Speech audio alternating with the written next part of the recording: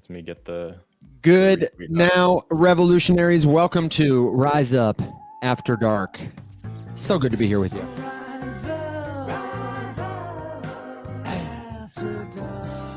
Thanks, Keith. Got a quick intro today because our guest is the one, the only Dennis Porter, Bitcoin advocate, co-founder of the Satoshi Action Fund. And he is joining us for just a couple of minutes tonight to give us an update on what they've been up to, answer your questions about Bitcoin policy, and share his thoughts from the inside. So, Dennis, thank you so much for being here. Welcome to the show. I know you're coming to TikTok in just a minute. Alex should be live, but I just wanted to get the commercials out of the way so that we could focus on what you have to say. So take your time, get up in the box, and then we'll kick it right over to you. If you are seeing us for the first time, this is the place to be for expert guest interviews, answers to your crypto questions. And after Dennis gets out of the hot seat, we'll do a little altcoin research so that you can add some tools to your tool belt and become a more self-sufficient crypto user. I want to take a second to remind you to jump into the free Discord server if you haven't yet. It's a great place for learners at all levels of experience to ask a question, share what they know, keep each other safe. Crypto is kind of tough to learn, like drinking from a fire hose if you haven't got a friend. And you, my friend, have got a friend. It's a great place to be, totally free. All that's missing is you. If you want to play along with Dennis tonight, then you can follow him at Dennis_Porter_ on X. And you can check out the Satoshi Action Fund at satoshiaction.io. Dennis, is TikTok kicking your butt? Is it making you work hard? I'm looking at the screen and I'm in, but I don't see the like button that you. It looks like a little red person and a little blue person just giving each other kind of a side next to the rose. I think it's just because there's so many extra buttons now than when I was on here last time. Actually, I'm using my old phone because, you know, a very sad thing happened. I got a new phone right in the middle of when they banned TikTok. And so I can't download TikTok on my new phone because they don't even have it in the App Store anymore. Oh, hey, you could buy a phone that has it downloaded for $10,000. Oh my God! Yeah. Well, I have a phone. I'll give it to you for one Bitcoin. My old phone, so I have a $10,000 phone, I guess. But I can't download it on my new phone. So we're going on my old phone here. It looks like I jumped in. It says you're I'm in. You're totally you in. in. Don't fret about it. We'll get you good. going. I just want to have people there so they can follow you and get in touch with you. There we go. And we'll get your video going in a second. But Dennis, you know, the floor is yours. We know you got a hard stop. So tell us what's been going on. There we go. I was able to get myself in on the TikTok there. You can leave me up on the other one for the audio. But yeah, for those that may not be familiar with me, Dennis Porter, I'm the CEO and co-founder of Satoshi Action. And what we do is we travel around the country virtually and in person, and we educate lawmakers and regulators on the benefits of Bitcoin and also on Bitcoin mining. We work with them to be able to craft public policy so that we can see our states and our governments and even our federal government become, very extremely pro-Bitcoin, and not just with words, but also in action. And so our public policy has been used as a basis of introductions all across the country in 20 different states. We've had our model policy that we've created used as the basis for 4 bills that have been passed into law. So we're the only organization to be able to do that with Bitcoin, not just in one state, not 2, not 3, but actually 4. And we expect that we will be expanding that number in this legislative cycle, which started in most states in January. You know, a lot of people I think are very familiar with Congress. They're familiar with watching them meet all year round. Maybe they take a break in the summer. But at the state level, most states, like 95% of states, they have partial or part-time lawmakers, and they meet for some of them it's 45 days. It's so short. Some of them it's 60 days. Some of it's 90. Some it's a little longer. But ultimately, they all sort of boot up at the same time, roughly around January, and they start to get to work taking a look at the bills that they have in front of them. It's super important if you want to be effective at the state level to be able to move fast. And so what we do is we work with those lawmakers, not only to get those bills, the language for the bill, we support their introduction of the bill. And then when the bill eventually comes up for a hearing, which it did in Utah and also in North Dakota and New Hampshire, and in Arizona as well, we work with them for that committee hearing process to ensure that they are able to see their bill pass through committee. Now, New Hampshire and North Dakota, they have different systems, so they didn't vote right away. They'll be voting later on their bills. But a lot of states, the moment you have the hearing, they're just turn around and they're like, all right, let's vote on the bill. And that's your first live or die moment. You either live or you die. You either pass out of committee or you don't. And if you don't, the bill is done. It's permanently done. This did happen in Wyoming already. In fact, Wyoming's bill is officially dead because it did not make it through committee. That's not a bill that we were as involved with. We participated in that crafting process, but usually the states where we're going to see there be more success are the states where we have had the most involvement. And we have not been, there's no state that we've been more involved in than the state of Utah, where we have been meeting with that state's lawmakers vis-a-vis their digital asset task force, which has been meeting for several years now, actually came to a conclusion. They're going to try to like rebirth it into its own committee. But that task force has been meeting for a long time. Every bill that ever passes out of that task force, which meets in the off season, because remember how I said that we have the on season and the off season, we have them in session and out of session. They meet for 3 months and then they don't meet all year. Well, when they're not meeting all year, they don't just like sit around and do nothing. I mean, some lawmakers do, but a lot of great lawmakers will get together and they'll meet in these task forces or these committees or hearings. And they'll try to figure out, okay, what are we going to do before we go back to the legislative cycle next year? So this task force meets, they vote on bills preemptively. It's not a real vote in the sense that it does anything to it, other than that the task force puts its stamp of approval on the bill. And then every bill that has come out of that task force is passed into law. Well, our bill that we're working on with them passed out of that task force. The treasurer is behind it. The leadership is behind it. There's a lot of momentum there. And we do think that Utah will be the very first state in the entire country to pass strategic Bitcoin reserve legislation into law. I love those words. Yep. Honestly, truly. Points Odds for that. look good. So Dennis, we were talking a little bit just about kind of the implications there of, multiple states kind of now starting to get to this point. You said there's 11 so far that have either they're at some point in the process, or is it up to 12 now? It's bigger. There's 11. No, there's more than that now. Actually, I think there's like 12 or 13. I think I was originally saying, to my team, and this is something that we put out externally. It was like 10 states are going to introduce strategic Bitcoin reserve legislation. We think up to 10 states will. Now it's like we're at 11. And well, we were at 11. I mean, like 48 hours ago. I think it's like 13 or 14 now. There's been a few states that happened recently. We could get to 20 states, in my opinion, now at this point. The only thing we're up against is the clock on introductions. So states have lots of deadlines, and there's a deadline to make bill introductions. And for most states, that deadline has passed. Some states still have an open window. And so we'll be working in those remaining states to see what we can get across the finish line. But I think we got to be at like 15 right now, if my math is correct. And Dennis, in your estimation, is a lot of this momentum just good timing, or is any of this happening because of, is this the cascade effect from the election, from all these Congress people on both sides of the aisle, from the presidency becoming pro-crypto, any momentum coming in the last minute, like from the executive order we got last week? Or is this really just a big part of the product of this is, hard work that you guys have been putting in on the ground the whole time? It's been coming. Yeah, it's definitely, it's a mixture of all of that.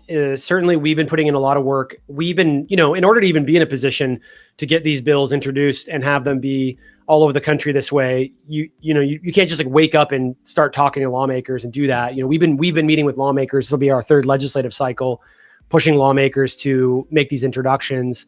And that work has resulted in us becoming sort of the premier state policy group for Bitcoin policy and digital asset policy, which is a very important position to be in because this is a very, very important policy vertical.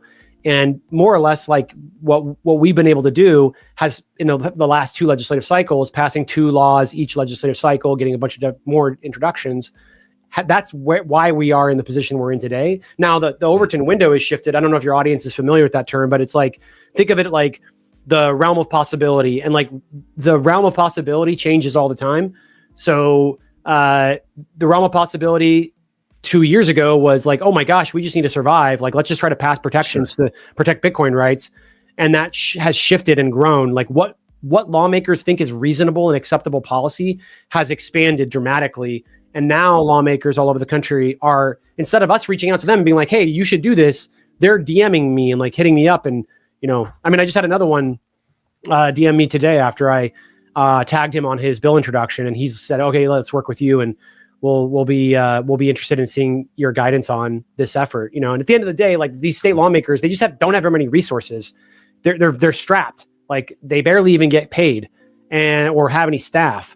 And so what we can do is we can come in and we can fill that void on this specific policy vertical where we believe that we are, the issue experts, and that they can trust us because we have shown with the track record that not only can we make these introductions, but we can get them passed into law. On the election is a big one. Certainly, I think that having the outgoing administration, which was hostile to Bitcoin and digital assets, really, I think it was predominantly just based around like one or two people in the administration who had a lot of power.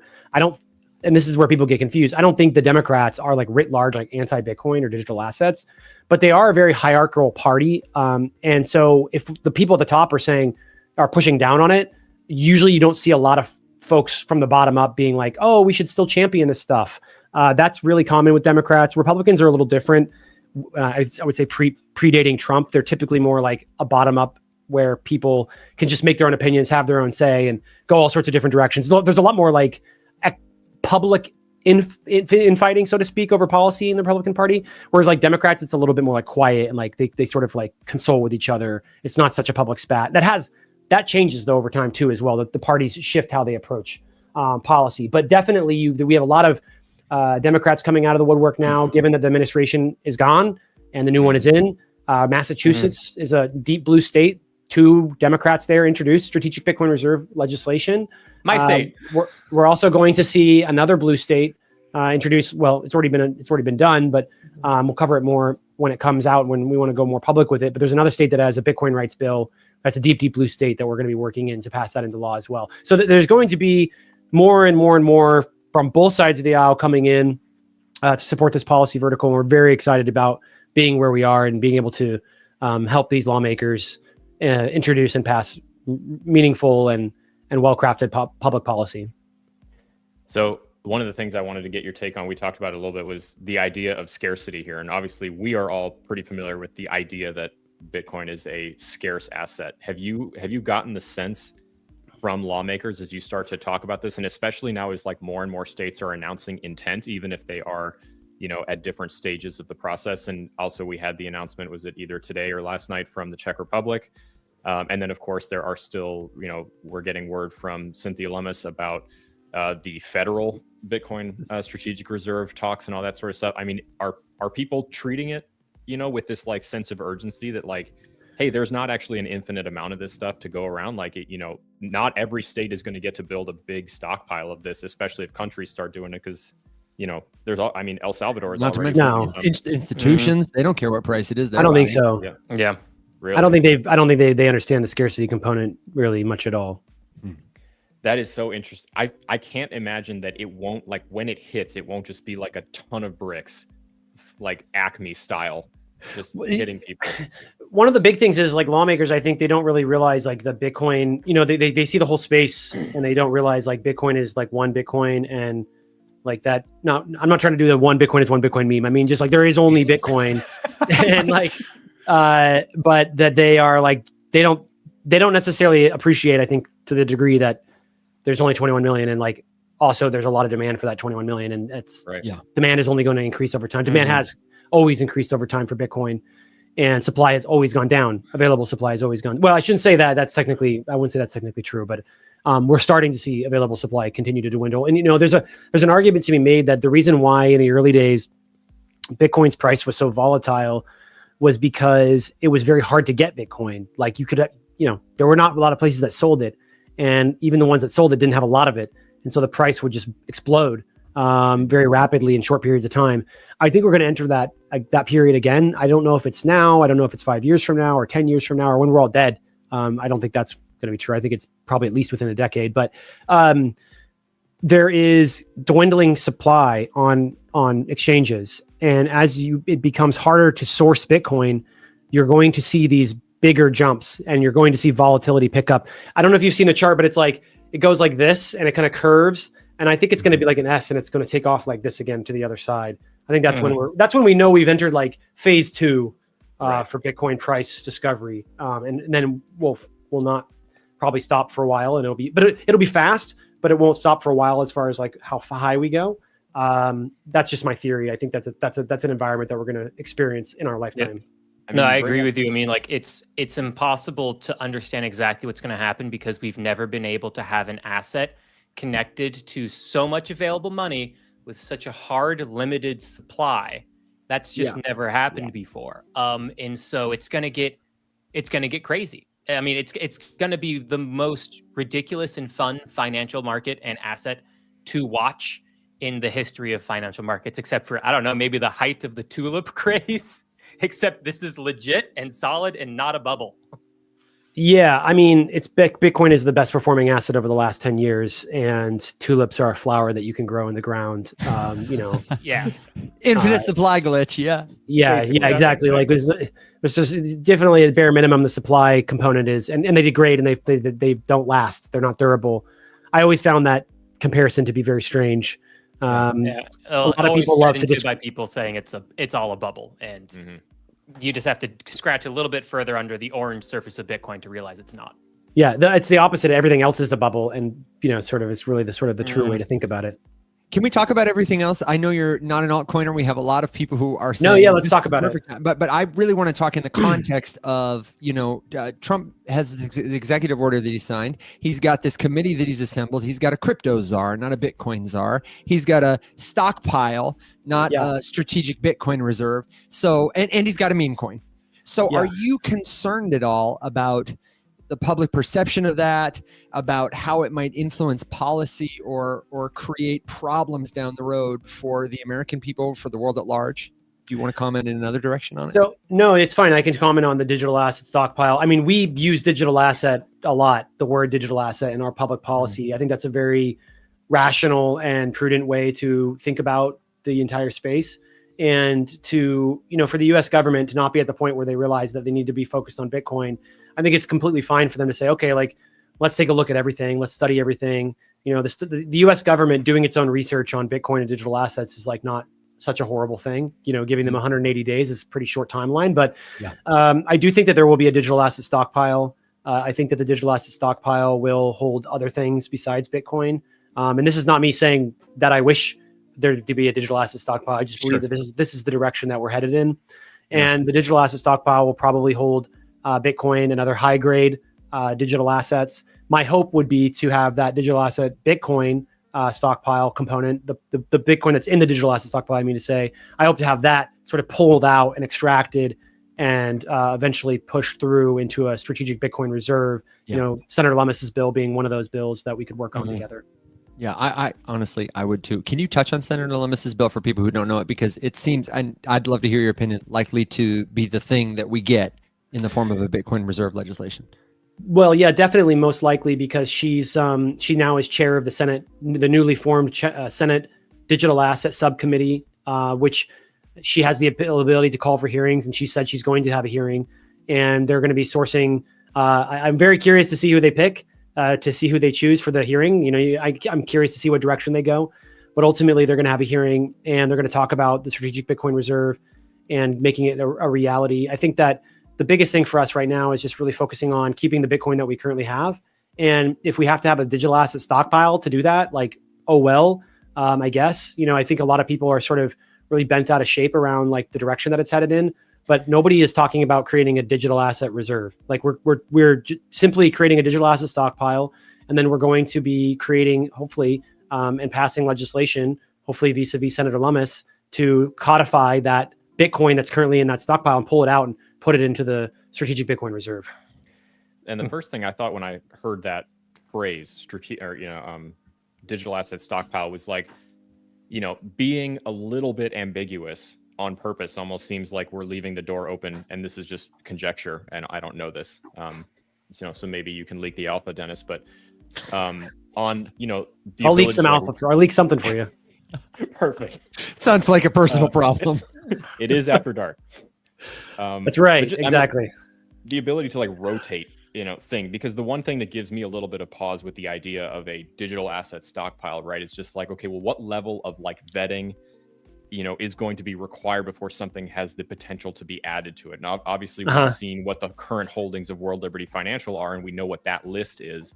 And interestingly, Tron made that list amidst, a number of other, what we would call more, safe picks. Yeah. And then also ENA. So I'm curious if you, I know you're probably a little bit allergic to altcoins, but just that idea, or, has anyone whispered anything, policy wise about the ability to like put something in the stockpile and then realize like maybe this isn't the best one and kind of rotate it more fund style to like, change the composition? I think there will be metrics. I think there will be metrics for a digital asset stockpile. I think there will be, because you can confiscate anything. You can confiscate paper. You can confiscate, drugs, but they don't put those into stockpiles, right? You can confiscate Dogecoin. You can confiscate Ethereum. You can confiscate Ripple. You can confiscate Bitcoin. You can confiscate all these things. But what about those assets makes them classifiable and verifiable for keeping in the stockpile? I think that's important. Some people have thrown around, I've asked some people, and some people have thrown around things like, well, maybe it should be top 20 crypto assets can qualify to be in the reserve. And I think doing top 20 with, some sort of metric around, additional metrics beyond that could be helpful. Yeah, definitely. There will be metrics that I think don't allow just anything to be in the stockpile, so to speak. I would imagine that would probably come out of this new subcommittee, like some sort of framework or, for judging these sorts of things. That feels like something that they would probably be pretty well versed to handle. And my worry would be that if we said top 20 qualifies, the first thing that the crypto market, being what the crypto market is, would be like, what shit are we sending to the top 20 right now? Yeah, exactly. Just a grassroots movement. Yeah, I mean, I will say, I think that the top 20 should be based on like a 12-month average, as well. So we don't have those instances. That would probably be important. I just get scared of the government trying to trade.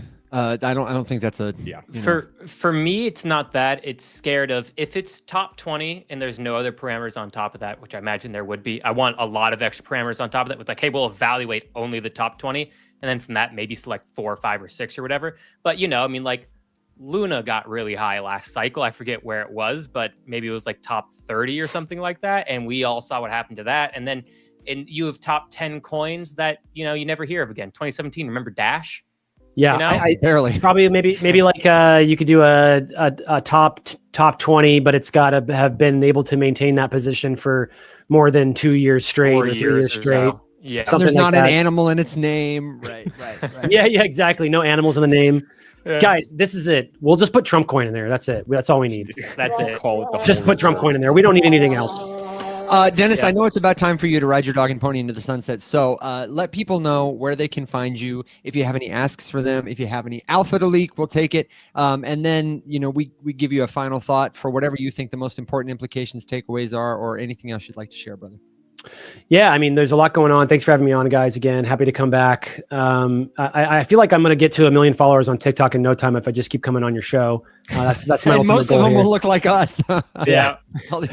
Hey, it's a little more of a relaxed crowd. Sometimes I like to come on TikTok because it's like the Twitter X crowd is very serious and sort of grumpy all the time. So I'm always daydreaming of like transitioning to TikTok where there's a different audience that I can get engaged with. So thank you for having me on. I do appreciate it. Welcome. And if people want to pay attention to what we're doing, they can follow us on Twitter and pay attention to what we're going on there. SatoshiAction.io is our website. People can go there to follow along with our newsletter. And of course, if they want to support the work that we're doing, we're always looking for new monthly supporters. Cool. Awesome, Thank you, dude. Dennis. Awesome. We really, really Dennis. appreciate you, man. And especially the work that you guys are doing. It's you guys are kicking butt. Yeah. I Absolutely. Well, it's a fun time to be in the space. I love the direction that we're headed in. It was a dark time for a little while, but in general, I feel very optimistic about the direction that we're headed in. Someone said that you need to get me to say ETH. I think is that say the name Ethereum. Yeah. Just say Ethereum. Ethereum. He did it. He's capable. Thank you very much. It's beautiful. It's a beautiful thing, Dennis. We appreciate you. you. Go have a great night, and we'll catch up to you soon, okay? See you guys. See you, Dennis. Bye for now. Appreciate it. Ladies and gentlemen, that is the man, the myth, the legend, wearing a tie, Dennis Porter. He looks like he's the official correspondent, honestly, truly. Christina said, you guys need to dress up a little more. You need to up your game. And I said, don't show Kimberly that comment. Dude, you should have seen what my mom said after the pictures we took with SEC Commissioner Hester Peirce.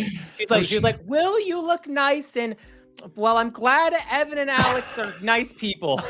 So she that's on a picture of you in like a black shirt. She's like, if you guys like meet him again in person, can you just like get them to dress up a little Listen, bit. Kimberly they said. look like bums. Kimberly said we look like your interns.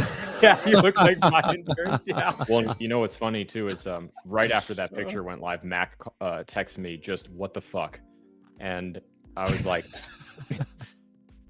you know what's funny too is that we actually had quite a lengthy conversation about what to look like, and was like, should we change everything about the aesthetic and the appearance, or should we just like be what we always are? And it was like a deliberate choice, and in retrospect, I'm like, it was a little silly. Yeah. in retrospect, when I told Mom, I was like, it was such a good conversation. I don't even care. Yeah, it was awesome. I mean, I can't wait to go back and talk to the commissioner again. Yeah, I can't wait to talk to her again. Also, we got to hang out with Bill. Oh yeah, Bill. The best kept secret on Capitol Hill is Bill, the commissioner's aide. Bill, the best kept secret on Capitol Hill. He should make a shirt. Yeah, wear that in the meetings. I'm giving a point to Bill. That's for sure.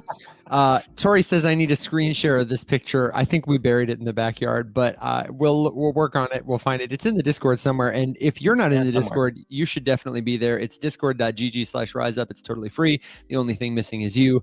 Make sure you follow Dennis on all those socials. If you missed the start of that conversation, it'll be on our YouTube page. You can find that at theriseuppmorningshow.com. And I saw a good question come through. I saw two good questions. I'm sorry we didn't get to ask Dennis this, but I thought maybe we could talk about it. The Good Crust, a friend of ours, friend of the show, hey brother, was asking whether or not that there would likely be some sort of, and correct me if I'm misunderstanding this question, I thought it was a good question though, like state to state Bitcoin market. You know how we have like OTC markets now? I wonder if more institutions and more governments and, you know, such get into the Bitcoin game, if they're going to have like insider markets where like Wyoming will sell to Utah and not like to you and me, and they'll do discounts or things like that. And, you know, nobody else can participate. You guys have any thoughts about that, or like how institutions and states getting in might change markets in that way? I'm not sure exactly, because there are rules and regulations around what the states can and can't trade with each other in terms of goods. So I'm not quite sure how that would affect their Bitcoin strategic reserves. It's something I'd have to look into, but that would be really interesting. I mean, like, if you think about it, that's what banks do with one another. So with our cash, so like, why wouldn't institutions be able to do that with their own Bitcoin? I decide. I don't know. I'd have to look into it. Yeah, me too. Al, you have a thought? I was just sending a thank you note over, but if only Dennis were still here. You know, but no, thank you for doing that. Come back to me, because I was totally paying attention. I just haven't quite, you know. No. Don't fret. Don't sweat. I had one or two other questions, but I also, from the audience, but I also wanted to, Will, since I know you're going to go and get prepped for the TA class tomorrow, congratulations. You got a full class. Everybody's very excited for it. Yeah. I was wondering if maybe you could give us an FOMC update or a macro update. Yes, but please. First, can we answer this question? That was one day, will the stock market and the crypto markets eventually merge? I just thought that was a really interesting question, because we're expecting kinda. That's what I said too. I was like, kinda, because we'll tokenize some stocks maybe, but also you can't trade blockchain assets on the New York Stock Exchange. What do you, I mean, another.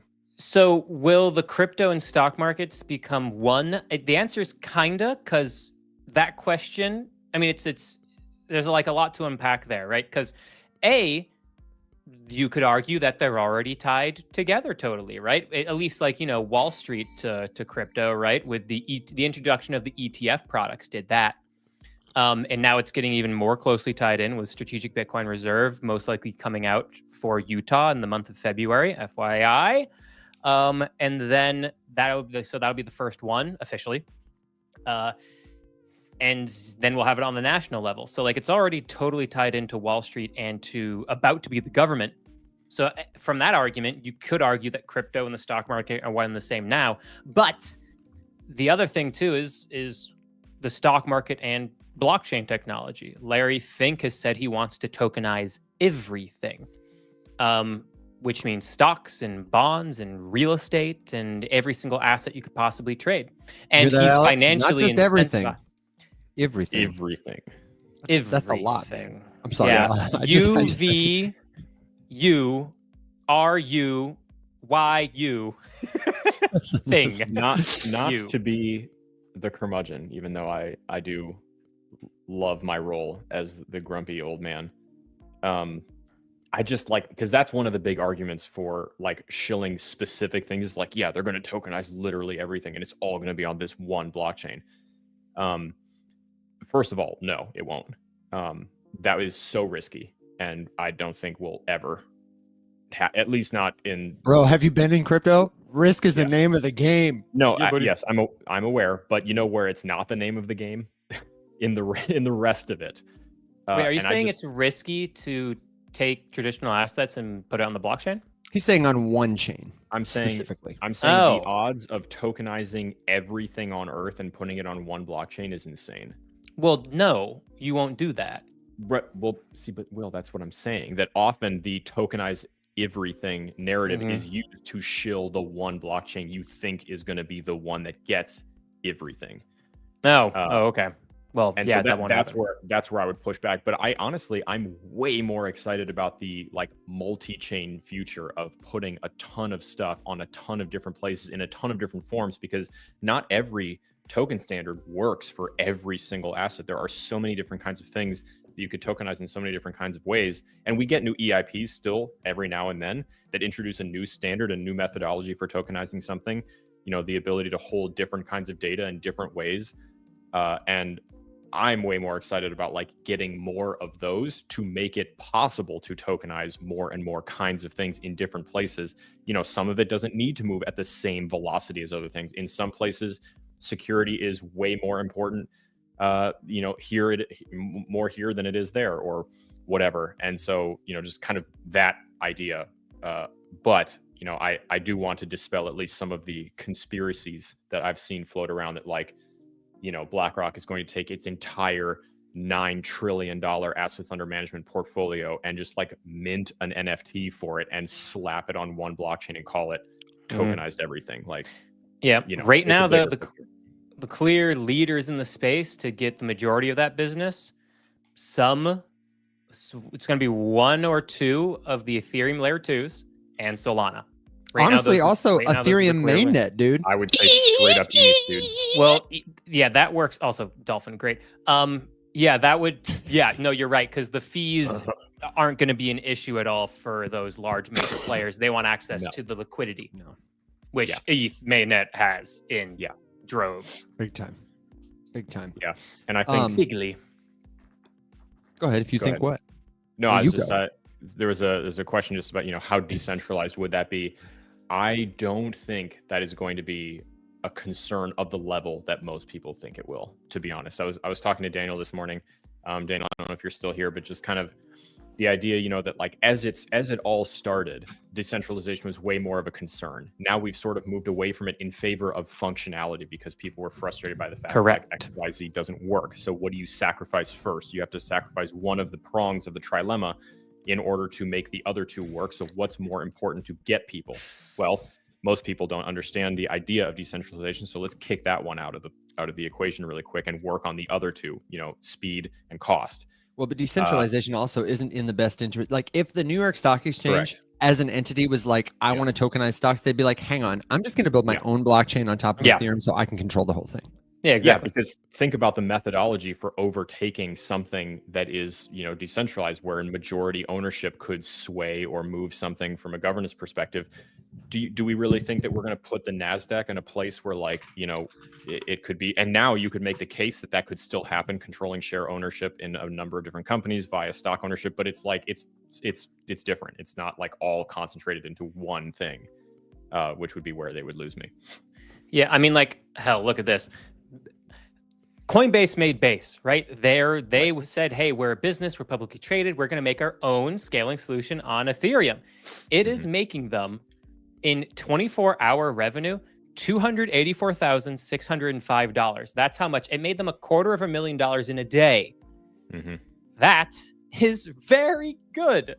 So, you know, yeah, the New York Stock Exchange will just go and make their own Base potentially, you know, if they wanted to, and then be able to make an extra probably more than $250,000 a day in fees. Probably. Yeah. They could just copy paste it, honestly. Fork it. Yeah, they could. No, yeah, they could. They could fork it. You're right. The code totally is there. Right.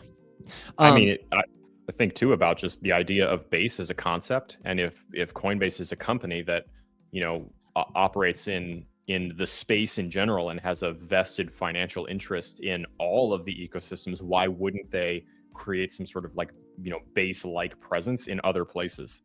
We're going to get to the point where like scalability needs to increase to the point of where, even the fast L1s can't keep up, or they've been tested and turns out they all break all the time. And right now they've just never taken a load the way that Solana has. Ooh. And, is Coinbase going to start dropping layer 2s on every major ecosystem that manages to stick around and like get some sort of base security and liquidity layer? Because I think that would be super interesting to see.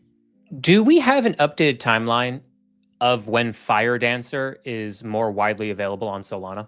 It is live now. I know it's live now, but like, I think it's only on like a couple validators. It's not spread across all of them, right? My understanding is that it is a validator upgrade. Like it's there. Like when it's an on-off thing is my understanding. Oh, okay. I might be off on that. Where is Mert? Tell me why. Let's find out. Why do you ask?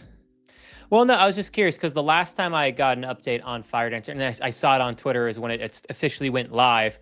And it was only on like a couple of validators, and it was like, hey, we're gonna expand this over time. But that was like, but that's the thing is like I think when it went live and it was on a couple validators that like it was live for anyone to do it. The validators who got it were the ones who wanted it, and as more people come online, they can choose to use that client. I think they wanted Fire Dancer because they thought it might bring more people online. Sure. Okay. Well, I'd love to dive in and figure out how much of the Solana network has. Although this says the full version is expected, this is GPT, according to Tatum.io, is expected to be fully operational on Solana mainnet sometime in 2025. This is an old article. This is an old article though from 2024. So take GPT with a grain of salt. I think that's relatively so. That was that's what Mert indicated at the end of last year on When Shift Happens. He did that interview on that podcast, which is a really, really great interview, by the way, if you haven't seen it. But as of just a few hours ago, 10 validators are now currently running Fire Dancer on Solana, including and there's a list. I can share the tweet here, and then there's a correction on that says they are all running Franken Dancer. Sorry, what? Dude, the names in crypto are the best. Honestly, though, can we get the Franken Dancer upgrade next? Dude, that makes me think of Young Frankenstein when they're like making him like dance and like be on stage and stuff. Remember? I think based on context clues from this particular tweet that Franken Dancer is a colloquial term for not full Fire Dancer, but a hodgepodge of like some key features. But can we submit a proposal for it? Dude, for real, yeah. Oh, by the way, I saw someone ask like, what is Fire Dancer? It's a big upgrade to make Solana harder, better, faster, stronger. Right? High performance validator client. Yeah, it makes Solana perform better than every traditional form of finance today. And it provides diversity because right now there's only like 2 other types of clients that you can run, and that makes the network more resilient as well as more performant. We have a question here that I want to answer rapid fire, and then I would love to hear your update, Will, and we'll get you out of here. And Alex and I will be your hosts for a little bit of altcoin research, so stay tuned, don't go anywhere. But the question we have here is, can you purchase Base? And the answer, my friend, is Base, the layer 2 blockchain, does not have a token. However, there is a token on the Base network called Base, and the logo kind of looks like Base. But do you know what I learned the other day that it's for? I saw Carol had it after Muhammad, the fellow she watches, was advocating for it. I think he understood it to be the Base token. It's actually a DEX. It's called Base Swap. Yeah, Base Swap. And it's like a ghost town. It's like nobody uses this thing, but God, could they have picked a more convenient name? I don't think so. I think a lot of people. Well, they were the first one. Base. The first one, but first the worst, Yeah. Honestly, they had that first mover advantage, and then they tripped and landed on their face and broke their nose, and then Aerodrome overtook them. Yeah. So if you see a token called Base, it is not the token for Base Network. There's not a lot of proof in the pudding. Just skip it. There are a lot of other great tokens on Base that are probably more worth your time and attention. And if we're wrong in the future, somebody buys $1 bajillion trillion of it, or it blows up, or it turns around, we'll gladly recant that. But until that time, you're both grabbed. Well, it makes the most sense, to be very honest. I would be crushing. There's not enough letters in the word disappointment to express how disappointed I would be if Base decided to launch a token. I'd be really pissed. Yeah, it'd be really disappointing. Honestly, it would probably be a deal breaker for me. Straight up. It's a no from me, dog. Okay, Will. Hard no. Alex and I tried to flounder our way through why interest rates matter and gave like a very basic, cost of money take, and I think it was quite helpful. Well, what? I was going to say, I have to say, I made an effort this morning to channel my inner Will and like look up some data, and I was just like, I just found myself being like, God damn it, I really just need Will's update right now. We did fine, but it was no, we did, but even like this afternoon, I'm like, okay, I'm gonna look up this FOMC shit, and I'm gonna get all this stuff figured out. And I'm gonna get a really nuanced take. Well, oh wait, I have a call with Will later. All right, fuck this.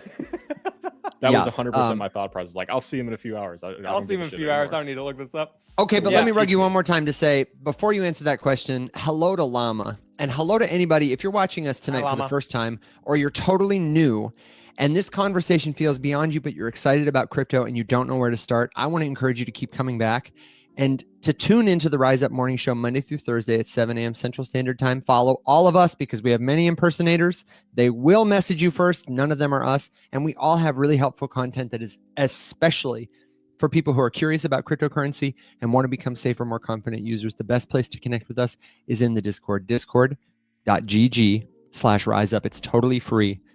Take a screenshot, get that link. We would love to see you there. We're so excited that you're learning.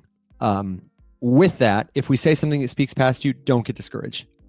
It's tough to have a conversation with people at all levels of experience, but you are a necessary part of this equation. So with that in mind, Will, give us an important macro update.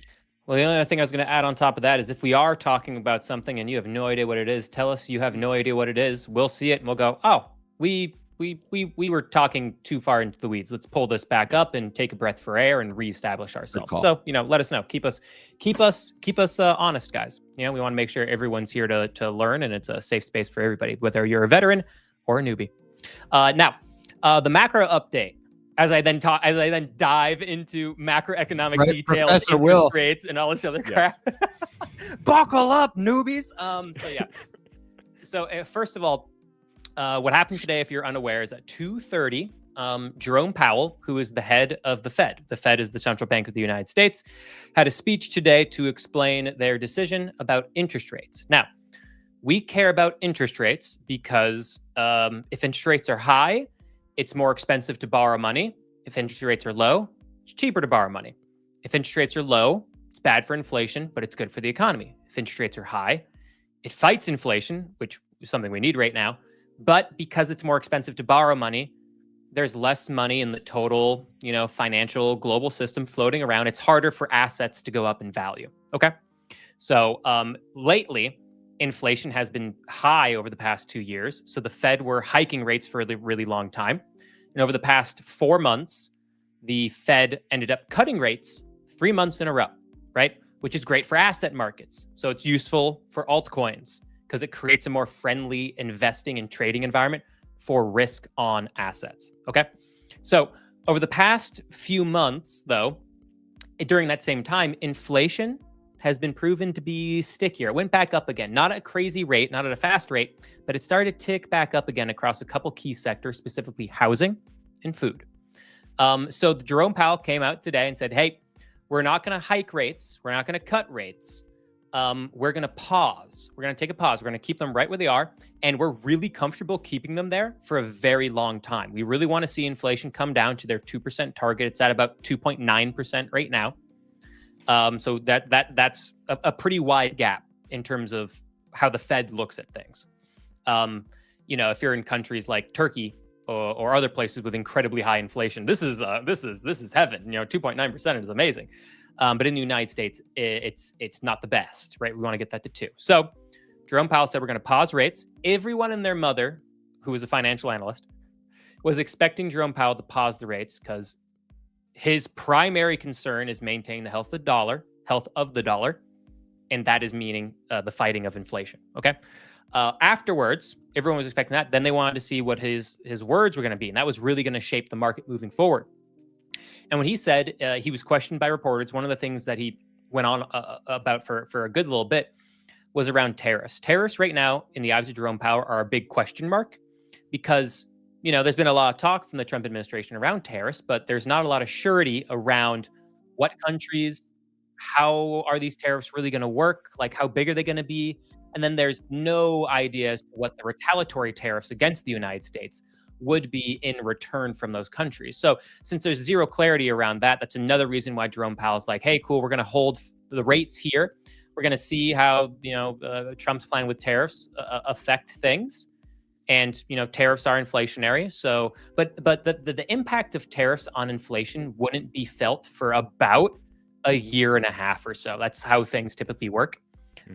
So that's Jerome Powell playing the game of, I want to get the data of what countries, what percentage, what the retaliatory tariffs are going to be, so he can plug that into his own calculations that they do at the Fed to kind of to remove that question mark, because the Fed, just like traditional financial markets, do not like uncertainty and are very happy with financial markets. It's putting your cash to the side. For the Fed, it's not making any rate changes and just continuing to evaluate the data as it comes in.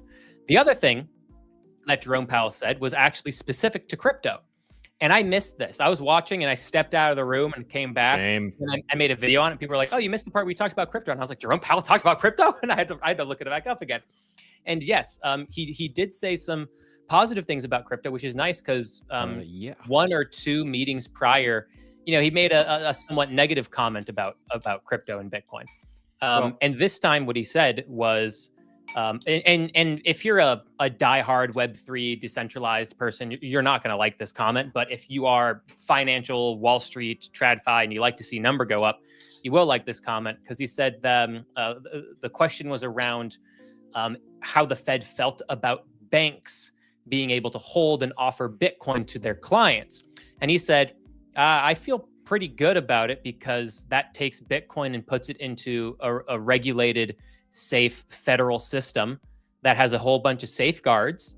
So, I look at Bitcoin and crypto as a highly volatile new asset type, and, putting it in and offering it in an environment that has a bunch of protections that we like to see at the Fed, I think is a good thing. And that's essentially what he said.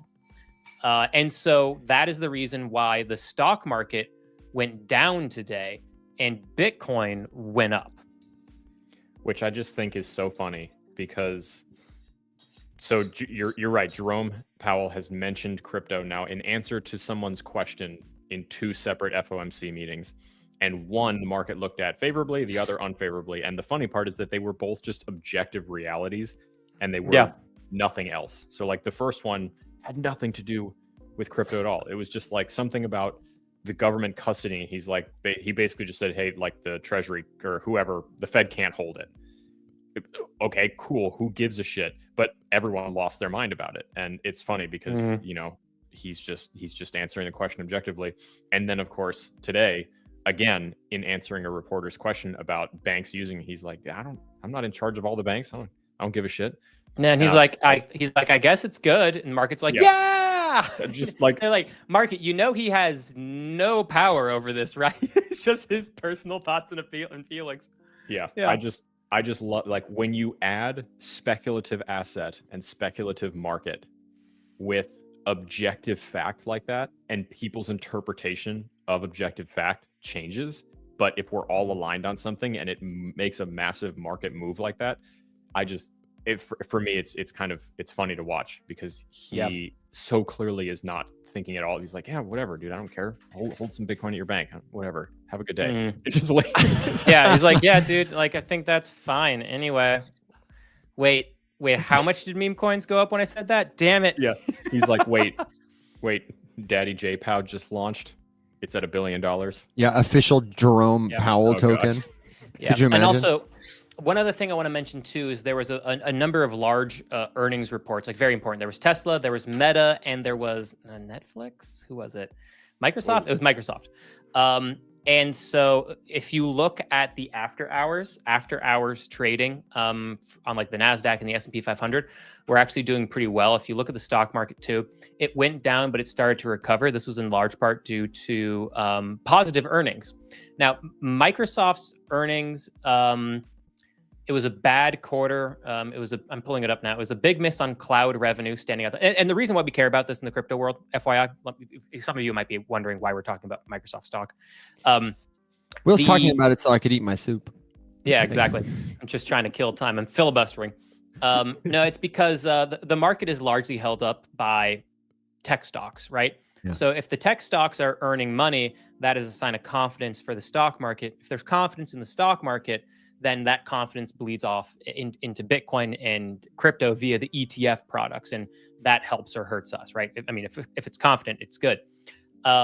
So they had an underwhelming quarter with a big miss on cloud revenue. So Microsoft went down in after hours, but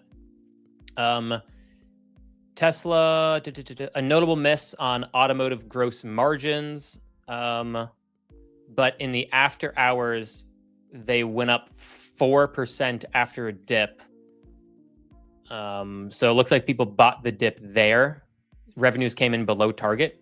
With Meta actually exceeded expectations for both earnings per share and revenue by a very wide margin, which is very interesting. It blew expectations away of $6.74 a share to $8.02 a share, which is a very, very, very, very, very large. That's a huge margin. It's a huge, huge margin. Yeah. And revenue came in at $48.39 billion, beating expectations of $47.03 billion. So Meta is doing great, and what's driving it is AI growth. And so Meta shares did well. So some signs of concern, a little bit with Tesla, a little bit with Microsoft, but Tesla's stock recovered in after hours pretty damn immediately. And Meta looked super, super strong. So, a little, I would say overall, a confident sign in the market with those earnings reports. The misses weren't too big, and the win by Meta was massive. First of all, I just got to point out that you said recovered after hours, after dark. You might even say. And then I also want to point out that you said the misses weren't too big, which I know what you meant, but sounds like a colloquial phrase like an Englishman would say about his wife who's gaining weight. About his like friend's wife. Well, the misses weren't too big. She weren't. Where she? That's wonderful. I'm glad you interpreted it like that. That's what I got, Will. That's what I got for the macro report. Although that's all that matters. Listen, man. Don't you have a class to go prepare for after you've educated us and grown our brains? You're just going to do more of that? Are you telling me you are a nonstop educator? I suppose so. I want to go to bed. I'm so tired. No. Well, listen, man, don't kill yourself working on this thing, because I know that everybody is just going to so appreciate the work that you've already done to make it great. They're going to have a lot of questions for you. I've basically already finished it. I just need to add the few final little bits. Also, if some of you are watching who are in the TA course, it's the live course of 15 people who will be with me for up to 2 hours.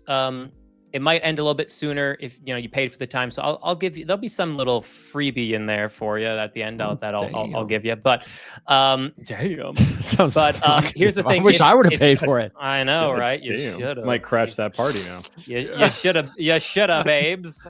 It's gonna be the real bee's knees. But if anybody's here who's watching who signed up for the course, you do not need TradingView. I'll put a note in Discord. I'll put a note in Discord. Just letting y'all know. But yeah, I'm gonna go work on the course, get it up into Will's gonna go finish Googling how to TA. How to do TA. What does TA stand for? How to lie to 15 people for ChatGPT. How do I lie to 15 people and then more afterwards, because it will be recorded for 2 hours about how to do technical analysis. And then it told me to just question mark.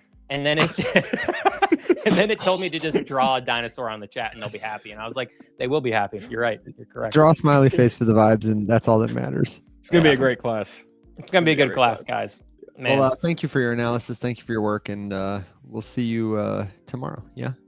Yeah. See you in the morning, guys. Okay. See you, dude. Bright and early. Make a bunch of money. Bye, everybody. Okay. So you're with me and Alex. We're hanging out. We'll answer your crypto questions. We can do a little altcoin research. I have been trying to pull up Discord. I haven't gotten over to the altcoin thread to see what we've got. So possibly, can you do that while I field a question or two? I think my computer is just protesting, unsurprisingly. You got to feed the hamster that's powering your setup.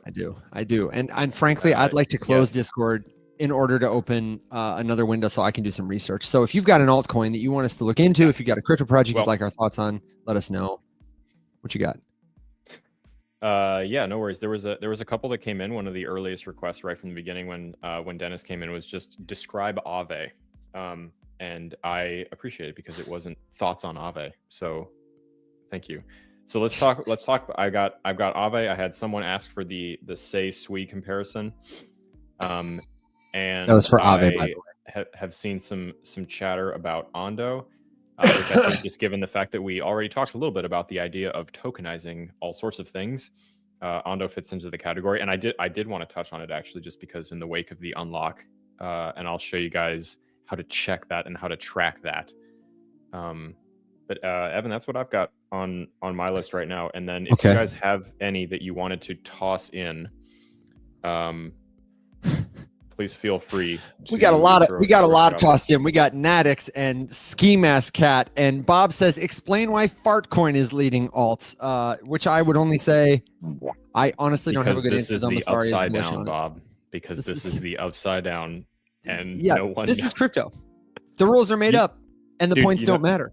I say all the time, it's funny to sit here and do altcoin analysis and a deep dive and heavy research on it, and then have to end the conversation about every altcoin with, but none of this really means anything, and the price could absolutely pump or absolutely dump for no reason whatsoever, based exclusively on what color tie JPOW wears at the next FOMC meeting and what it could mean.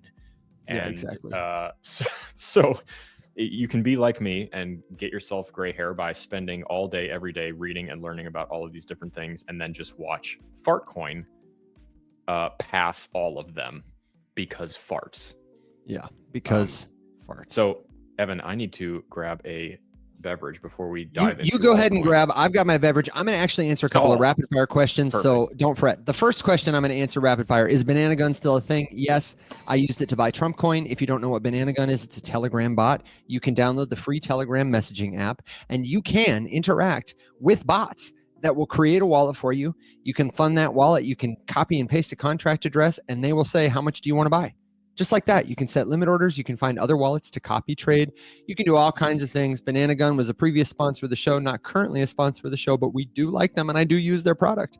You might also look into Bonk bot, like Bonk, and Photon bot, like Photon. We have links in the Discord. You can ask your questions for that. Super easy. And we have a great, well, I don't know if it's great. Alex does a great job. I was the personality hire on our Bonkbot tutorial. It's on YouTube. Evan, you're going too fast. Don't fret. These are rapid fire questions. The Discord is the place, and someone will help you in the comments if I go too fast for you. The second question is, can you give an update on Arrow? Arrow's situation is this. It peaked at $2. It came down to below $1. It hit $2 again. And so far, it's kind of trended downwards with a little bit of backup. It is still the leading decentralized exchange by total value locked and the leading protocol by total value locked on Base. Its growth and its volume outpace Uniswap, the leading decentralized exchange on all of Ethereum aside from Base. It is losing a little bit of market share in TVL to Moonwell, which is growing in TVL as Arrow is kind of going down, but it's still far and away the market leader. And I honestly still think it leads in user experience and incentives. Just from my personal DeFi perspective, hasn't been listed on Binance yet. If you're still a believer in it long term, then I hope you've taken some profits already, or if you haven't, set some price targets to do it. The tokens are being released at a fairly aggressive schedule, but they have a really active community. More and more people are coming to Base, and the front door of Base, if you need to swap tokens, is Aerodrome. That's aerodrome.finance. And they're very similar to Aave in the sense that it's a DeFi protocol that's simple to use. You can start doing things there to make passive income with your crypto, or swap your crypto tokens for other tokens on Base Network. Where did it go? Where did it go? There was another good one. I do love the soundboard. There was another really good question, and it was sort of, Pi Network. That's what it was. Pi Network. If Base Network is a because people use it and it's growing and it's easy, then Pi is a, why is Pi a, well, because Pi Network so far has no mainnet. It has no liquidity. Pi is a token that since 2017 has been promising you it will be tradable.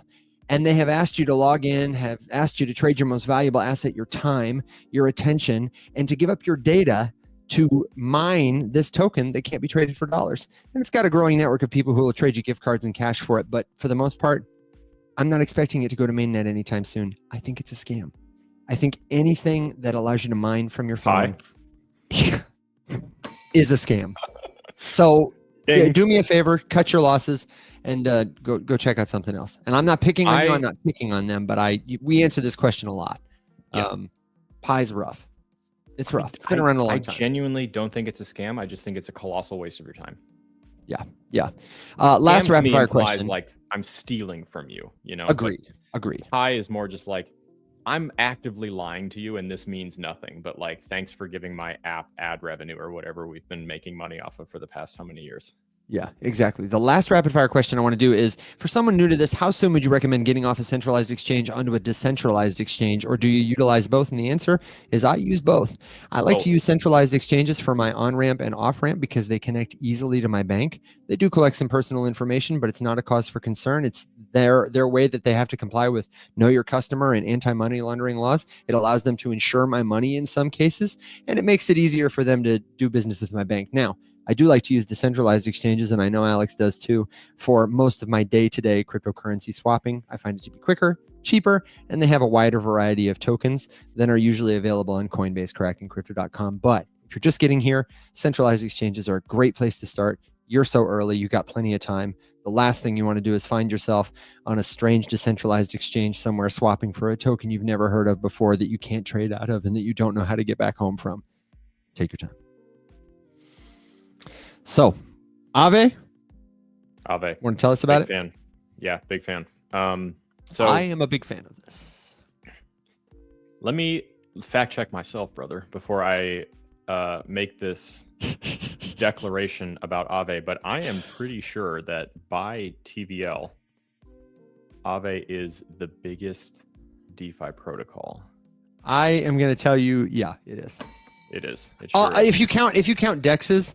Well, Uniswap might be bigger in terms of like volume, but it's the biggest. It's the biggest DeFi protocol. Certainly the biggest lending or staking or anything protocol. Yeah, I mean, you simply can't compare volume and TVL though. Those are two totally different metrics. No. I agree. And Uniswap's TVL is a quarter or a fifth. It's not even a sixth. It's 1/7 of Aave's. And what's the website where you're looking this up, Alex? I am looking this up. I'll pop it up here on the screen for you guys. Okay, great. Thank you. Hang on. The Llama, DeFi Llama. DeFi Llama is, if I were to try to put it in one sentence, it is the ultimate crypto ecosystem dashboard where you can track any and every money metric on any ecosystem in Web3. And not just money metrics. No. They have way more now, which is awesome. They are putting so much here. There's so much value. And the crazy thing about DeFi Llama, one, this is not sponsored by DeFi Llama, but it should be because I'm going to shill the shit out of them.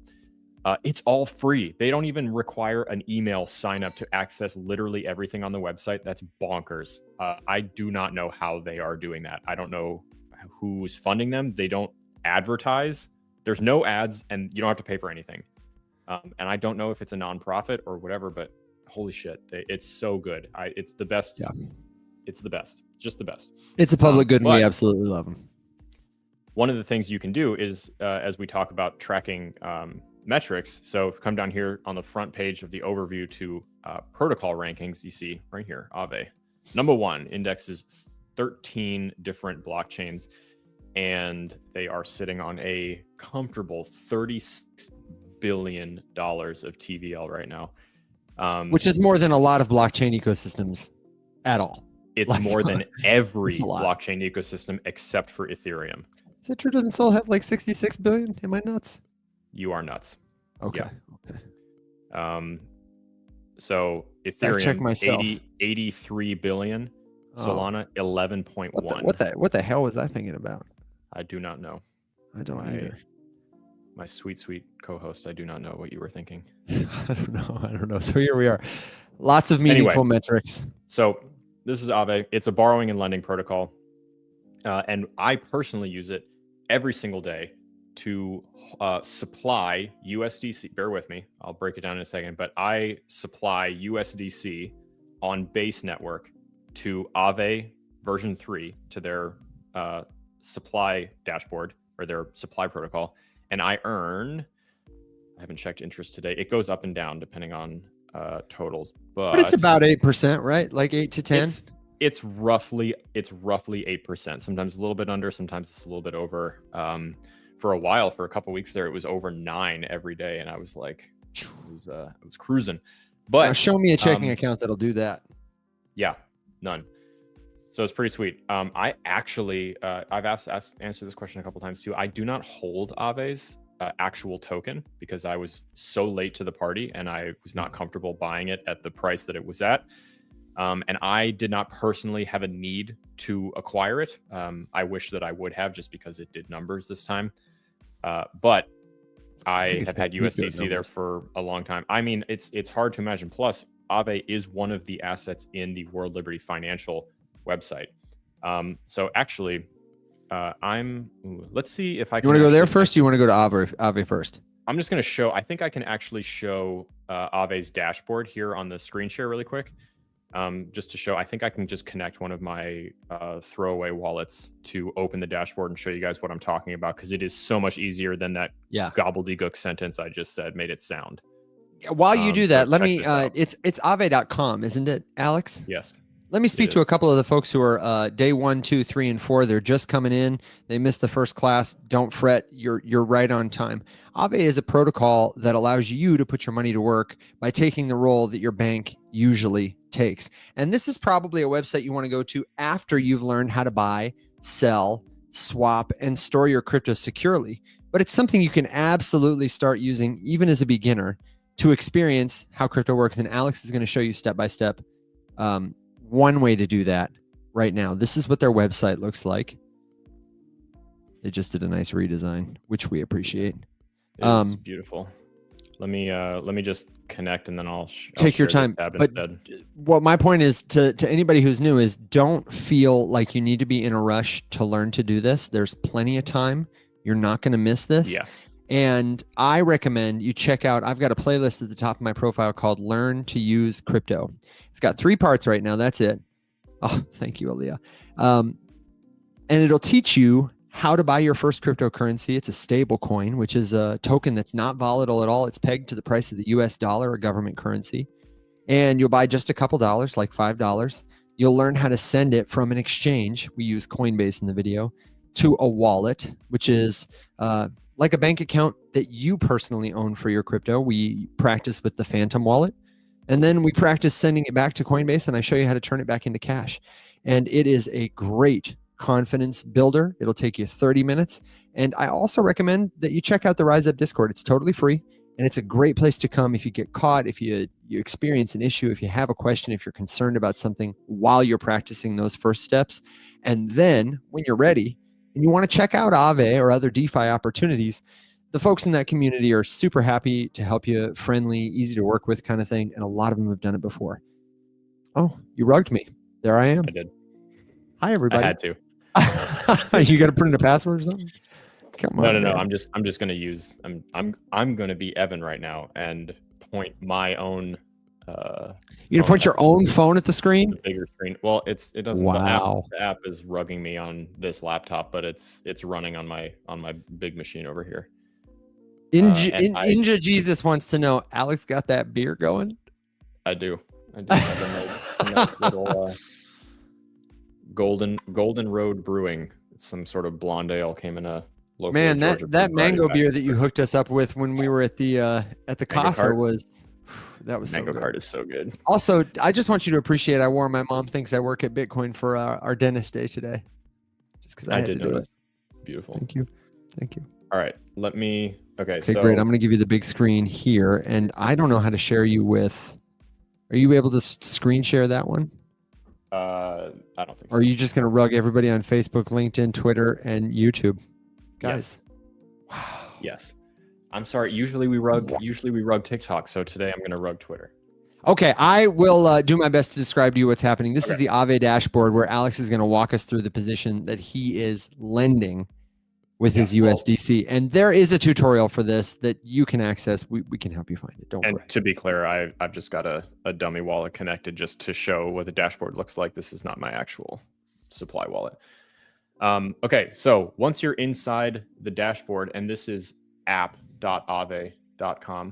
So slightly different. This is what the actual dashboard looks like. For most of these big DeFi protocols, you'll go to like the actual website and they'll have all the info, the documentation, community resources, all that sort of stuff. And then you'll kick over to the actual app dashboard. You know, if you're actually trying to trade on Uniswap, you're not just doing it on the raw Uniswap homepage. You're opening a specific application. So that's what this looks like. And this is how easy what I'm talking about is. Up here in the corner, you have a bunch of wallet connection options. So I just have a Coinbase Smart Wallet connected right now, just to show, because that's where my USDC is sitting. Sitting in that wallet, it's naturally accruing 4.7% APR. And right now, for USDC on Base Network, on Aave version 3, which is the app dashboard I'm using, there's a couple different versions. V3 is the new one. It's where the best rates are right now. You can supply wrapped ETH, USDC. Don't worry about wrapping. We'll talk about that in a minute. Oh, I forgot to answer that question. I will talk about that. And you can earn 7.43%. And today that's actually down.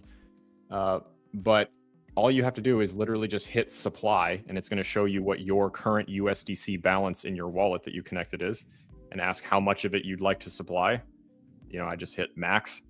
I click supply, and it's like, cool, you're supplying. And from there, it pays me interest dripped to me every day, 365 days a year. And that is it. If at any point, turn around, Evan, we can put it back to normal here. If at any if at any point you're like, I want my USDC back, I'd like to, turn it back into dollars or do whatever with it, just hit withdraw. It's back in your wallet in seconds at the speed of Base for a penny of gas, and you're done. And the cool part about this is that we've all heard, hopefully, about the magic of compounding interest. So the idea that I have a thing that I'm being paid interest for, and as more of that interest gets paid to me, the amount I'm earning interest on goes up. And so, I deposit $1,000, I'm earning 8%. That's going to keep, so at the end of 1 year, I'll have 1,000 plus 8%. Then I'm going to earn 8% on that. And this kind of goes up, more and more and more. With this, you do not just get paid once a month or once a year or whatever. They pay you every day. So you are accruing and increasing the amount upon which you are earning that interest every single day. And Alex, that was a pool earning USDC in interest. So you're lending USDC and you're earning USDC. But Aave and other protocols have many pools where you can earn interest in many different tokens. You can lend many tokens. And just a point of clarity for someone who is watching, who asked, let's talk a little about the risk. They said money for free. But to be clear, this is not just money for free. You are being paid for providing a service that usually banks provide, because you are lending capital to people who are using blockchains and smart contracts to swap their money. One of the cool things about blockchain is it replaces your bank teller and your ATM, and it doesn't need a lunch break. It doesn't need a payday. It doesn't need to go home and go to sleep. It is a market that is open 24/7, and the service it is providing is using your capital to let other people come and take out a loan, or to cover swaps that people are doing if they need to change from Bitcoin to Ethereum and they want to have USDC in the middle to be able to buy some Bitcoin and buy some Ethereum to cover those orders with. And the interest you're earning is the fee that someone like your bank would earn for providing those services. You lend your bank money to do this, but because they have a CEO and because they have a building and because they have employees and because they're a for-profit business, the 8% that we're getting here goes to all those other places and you get what's left over. This is called decentralized finance because it is redistributing all those jobs to a computer and connecting you directly with people around the world through the internet who want to access the services that your capital can provide. So it's not free. You're doing a job. And there is a risk, Alex. Do you feel equipped to talk a little more about like how they protect against liquidating your assets and stuff like that? Because it's kind of complicated, and I honestly don't have a good explanation that's 30 seconds long. No, honestly, I don't either. But what I can tell you, because I've gotten the question a lot, like how is this secured? What if someone decides not to repay their loan? All this sort of stuff. So, one of the things that I think is just a major disservice that's been done to us is that we've kind of been told for our entire lives that we do not get to earn interest on things. That's for banks to do. That's for institutions to do for the services that they provide. And we are constantly being told by those people that we're not allowed to play that game. And so that's kind of why this is such a big deal. That's why decentralized finance is an industry to begin with. So one of the most common questions I get, like I said, is what if someone decides not to repay this loan back? That's not an option. And what I mean by that is in the real world, if I wanted to loan Evan money and I wanted to loan him $1,000 and I wanted to charge him 10% interest for my giving him that $1,000, and Evan and I both agreed, we shook hands, we wrote it down on paper, we both signed it, and whatever, Evan can still, as a human being, just be like, nah, dude, I'm not paying you back. Take me to court. And then maybe Evan's got a killer lawyer and I don't have an attorney and I just lent him my $1,000 and now I can't afford to get one. And the public defender I end up with, whatever, it doesn't matter. I'm now locked into this legal battle with Evan to try to get my money back, and it is all at his mercy. These loans are governed by computer code. They're governed by something called a smart contract, which is the same in function as the contract Evan and I just signed together to agree that I would give him X dollars at Y interest and he would pay it back to me in 10 installments over the next 6 months or whatever the terms are that we agreed to. And here the code is going to self-execute basically to where Evan doesn't get to change his mind. And the code doesn't have emotions. The computer doesn't have the ability to be like, nah, I don't feel like it today, or nah, I'll get to it tomorrow, or like, nah, take me to court. Right. Like it doesn't get to do that. It is just a cold, calculated machine executing that way. You don't fulfill the contract, the money is gone. Right. Alex gets his money back. And they also have protections in place. I feel like you might be going here, but I wanted to clarify. In case I run away with the money and I didn't have sufficient collateral to pay Alex back, these protocols have a lot of math magic on the back end to determine exactly how much money they need in the pool at any given time before they can lend $1 and how many dollars they can lend to make it so that you can still withdraw your money, and also make it so that if something goes wrong, because sometimes things go wrong, that they, as a protocol, can cover the difference. There are protocols that offer insurance. There are some centralized exchanges that'll offer insurance, usually not on DeFi activities, but there are many layers of mitigation that you can get into to make this as risky or as secure as you'd like. Yep. And there is such a massive spectrum of things inside of this DeFi industry. I tend to not enjoy taking tremendous risks. So, I look at this as a place that I can park a stable coin that I'm going to hold anyway, something that I want to have available to me at velocity so that I can buy dips, allocate for interest, do whatever. I always keep some stable coins. I never want to be in a position where the market absolutely craters and I don't have something that I can use to capitalize on that moment. So I always have a little bit of stable coins. And while I'm waiting, it's just sitting here because why not? Why not be earning more interest on it? And I can withdraw and take it out so quickly that it really doesn't matter. Am I taking a risk? 100%. I am. And the risk that I've decided to take with this is that I trust Aave as a platform to keep this money safe for me while I choose to keep it here.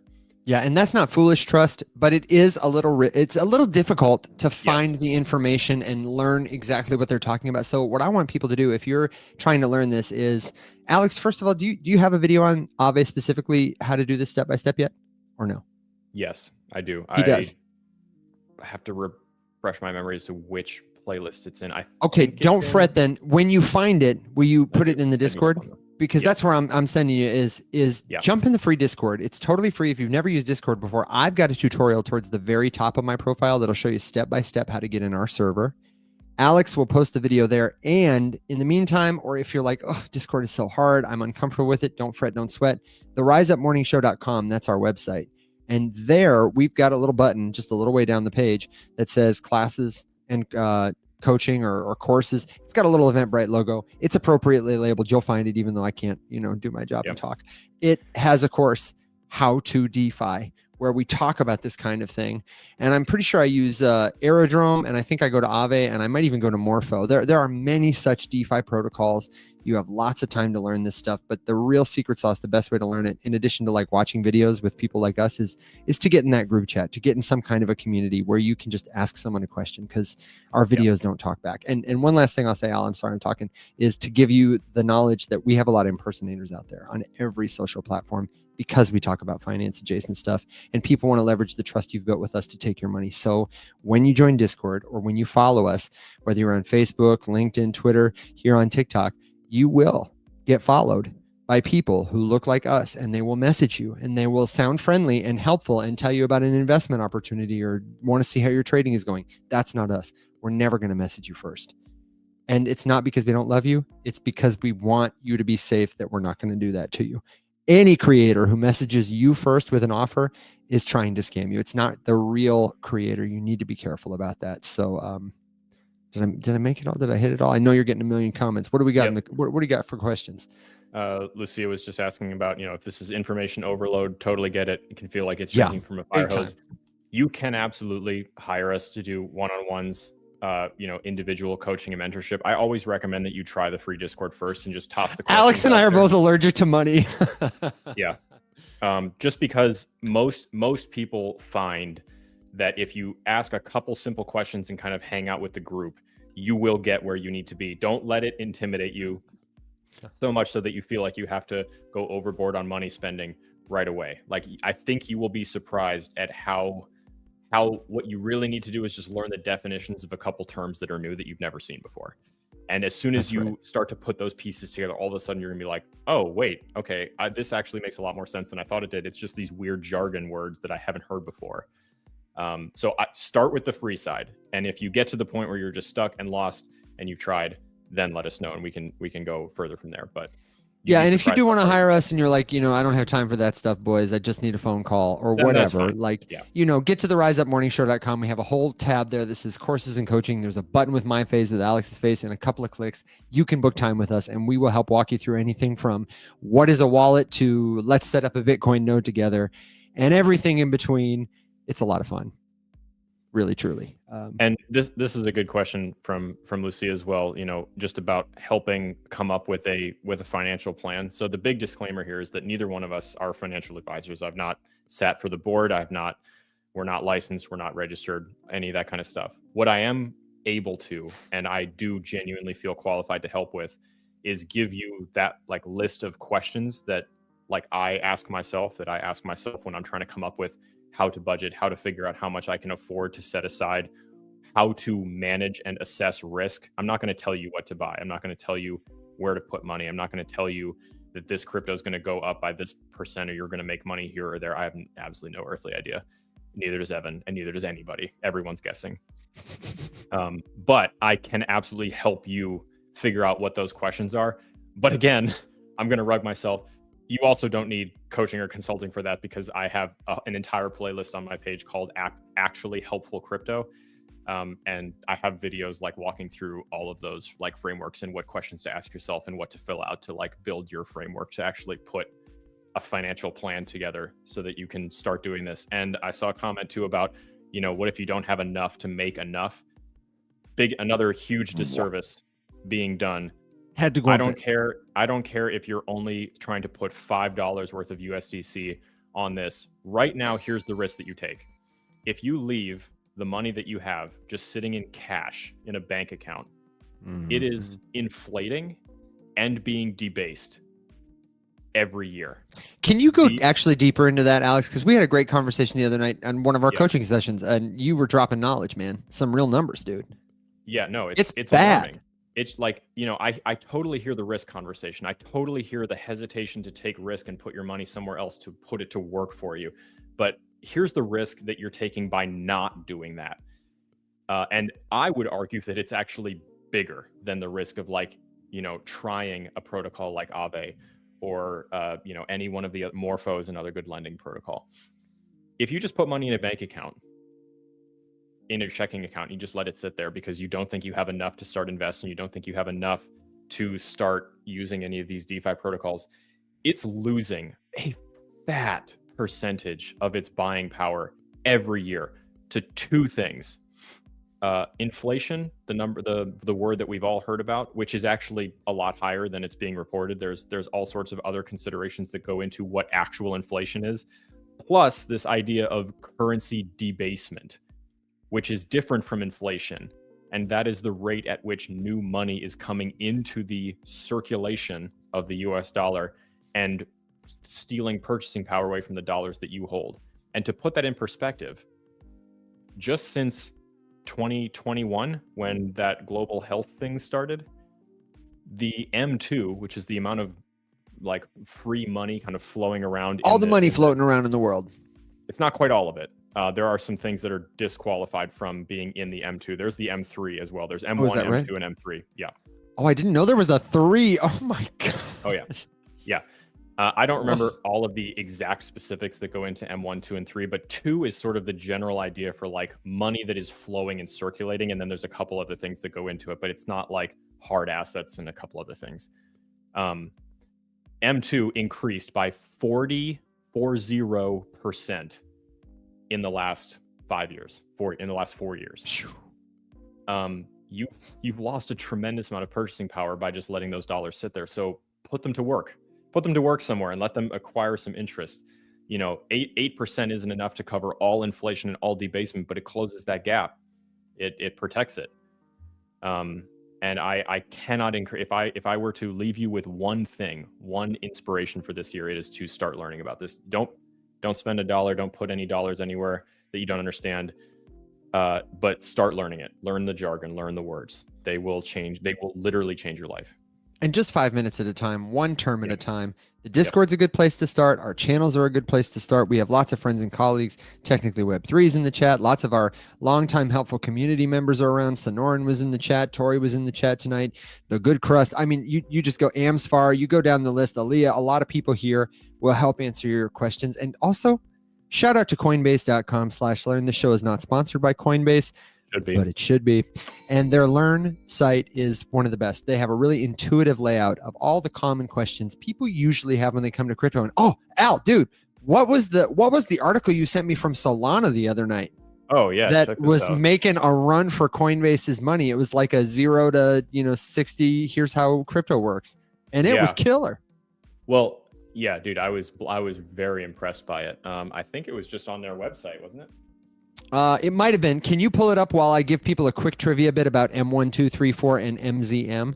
Alex, did you know that M1 is the most liquid form of money? It encompasses physical cash, demand deposits like checking accounts, traveler's checks, immediately available for spending. M2 is a broader. It's M1 plus near money, which is slightly less liquid, like CDs, certificates of deposit, money markets accounts, savings accounts, and everything in M1.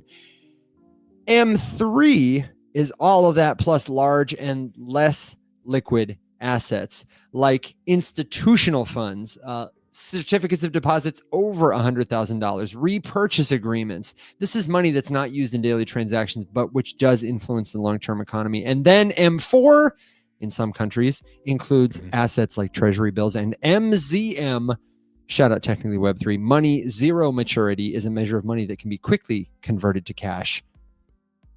Like M2, but different. That's what I got. Tell me about the Solana article. Really quick. So a believer, I'll come back to that question just about wallet recovery in just a second. The short answer is not always. It depends. But no, this is neat. I just stumbled upon this the other day. So, there's a couple really good free learning resources that you can spend some time poking around in without the need to create an account or pay anyone a single penny. And this one is pretty cool. So this is this thing that they started, No Bad Questions, which I'm obsessed with. Gotta tell you, it sounds like something you would write. I know it really does. That's what I thought. I was like, wait, did I write this in my sleep? Yeah, did they hire me? Good job, Solana. But dude, I don't know. Like, I'm gonna toot my own horn for just a quick second. I have noticed and I've seen like very specific phrases that I say all the time pop up in other creators' videos, and I'm just like, well, credit wouldn't kill you.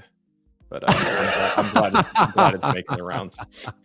But no, this is really cool. So I haven't even gotten to go through the whole thing, and I think that we could. I think, you know, hey Solana, let me know. I think we could work on formatting a little bit, because this is just a giant blob of text. It's a big blob. I'm gonna make a video on it. I honestly think I'm just gonna read the whole thing in a video with a green screen and just like show them, hey guys, you know, thanks for writing it. Here it is on TikTok. It's really good. And the secret sauce here: take this page, copy paste it into ChatGPT, and say, hey, summarize this for me. Put it in bullet points and help me break this down. I'm reading this for the first time, and I don't know what a lot of these terms mean. And even Google's companion will help you. Like if you just read it side by side with your Google Autopilot and just say, what is a smart contract? I didn't understand when they said this. Yep. You're set. And so take a screenshot while I got it up real quick, because I'm switching back. I thought Sorry, it was cool. Underneath their Learn, there's a couple other things too. They have, you know, intro to NFTs, no bad questions about NFTs. I think they're going to be adding more stuff here. And then obviously, you know, another topic of concern on a lot of people's minds. Here are the active and live like stats and metrics about energy consumption on the Solana network. Absolutely love it. Really, really, really, really cool. Carbon footprint compared to an LED light bulb to a Google search. I love that. Where their nodes are located. That is so cool. Powered by CCRI. We got to give them a shout out, because this is a great dashboard. No, it definitely gives me vibes of being like, you know, a thing under construction. Gotcha. Damn it. But excited to see that go. And as that is all just on Solana's website. That was literally solana.com/learn. Same thing. So really cool. Dude, they are seriously coming for Coinbase so hard. You know what I mean? Don't come for me. I really think they're. It's after dark. Settle down. I haven't finished my first beer yet. What is the web address? It's solana.com. If you Google Solana, surely you will find it. Check them out on Twitter, everywhere. Go to solana.com. Top message or menu bar on the top has Learn. It's right there. Now, Alex, you had a question about recovery, and I'm curious about what you were going to say, because this is an oft-debated topic. Yeah. So the question was just, like, hey, if you lose it, can you recover a wallet? And the short answer is it really depends on what you mean by lose. Show and tell. I thought this was going to be really risky for a second. It is after dark. You never know. So you're telling me there's a chance? There's always a chance, Evan. This is a hardware wallet. This is a cold storage device. It's a not connected to the internet little device. It's a Trezor Model T that I've had for many years. And don't worry about all this. We'll break it down later if we need to. The keys to my Bitcoin live on this. That's right. I could go out in my front yard right now and huck this thing into oncoming traffic. That would be ill-advised and really rude, but I could do it. And let semi-truck after semi-truck drive over this thing until it is crushed into oblivion on the highway down the road from my house. I could do that. All I would need to do to get my Bitcoin back is to buy another Trezor and import my wallet to the new device using my seed phrase, which is a collection of 12 words, which is just like a long password, basically, to reopen this thing, to reopen my account on a different device. Now, if I lose that paper and I don't have those words anymore and I need to re-import the wallet somewhere else, I am screwed. There is no customer service department. That's it. That's all. You can try to guess them, but there are I think the technical term is gajillion combinations, and good luck. Yeah, for Bitcoin private keys, there are about as many possible keys as there are atoms in the known observable universe.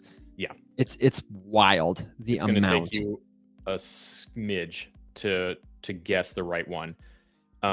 Now, depending on where your crypto is and what kind of wallet you are looking at, you might have recovery options. If you lose the password to your Coinbase account, Coinbase can send you your password with a standard forgot password kind of thing, whatever your account security is, 2FA, all that sort of stuff.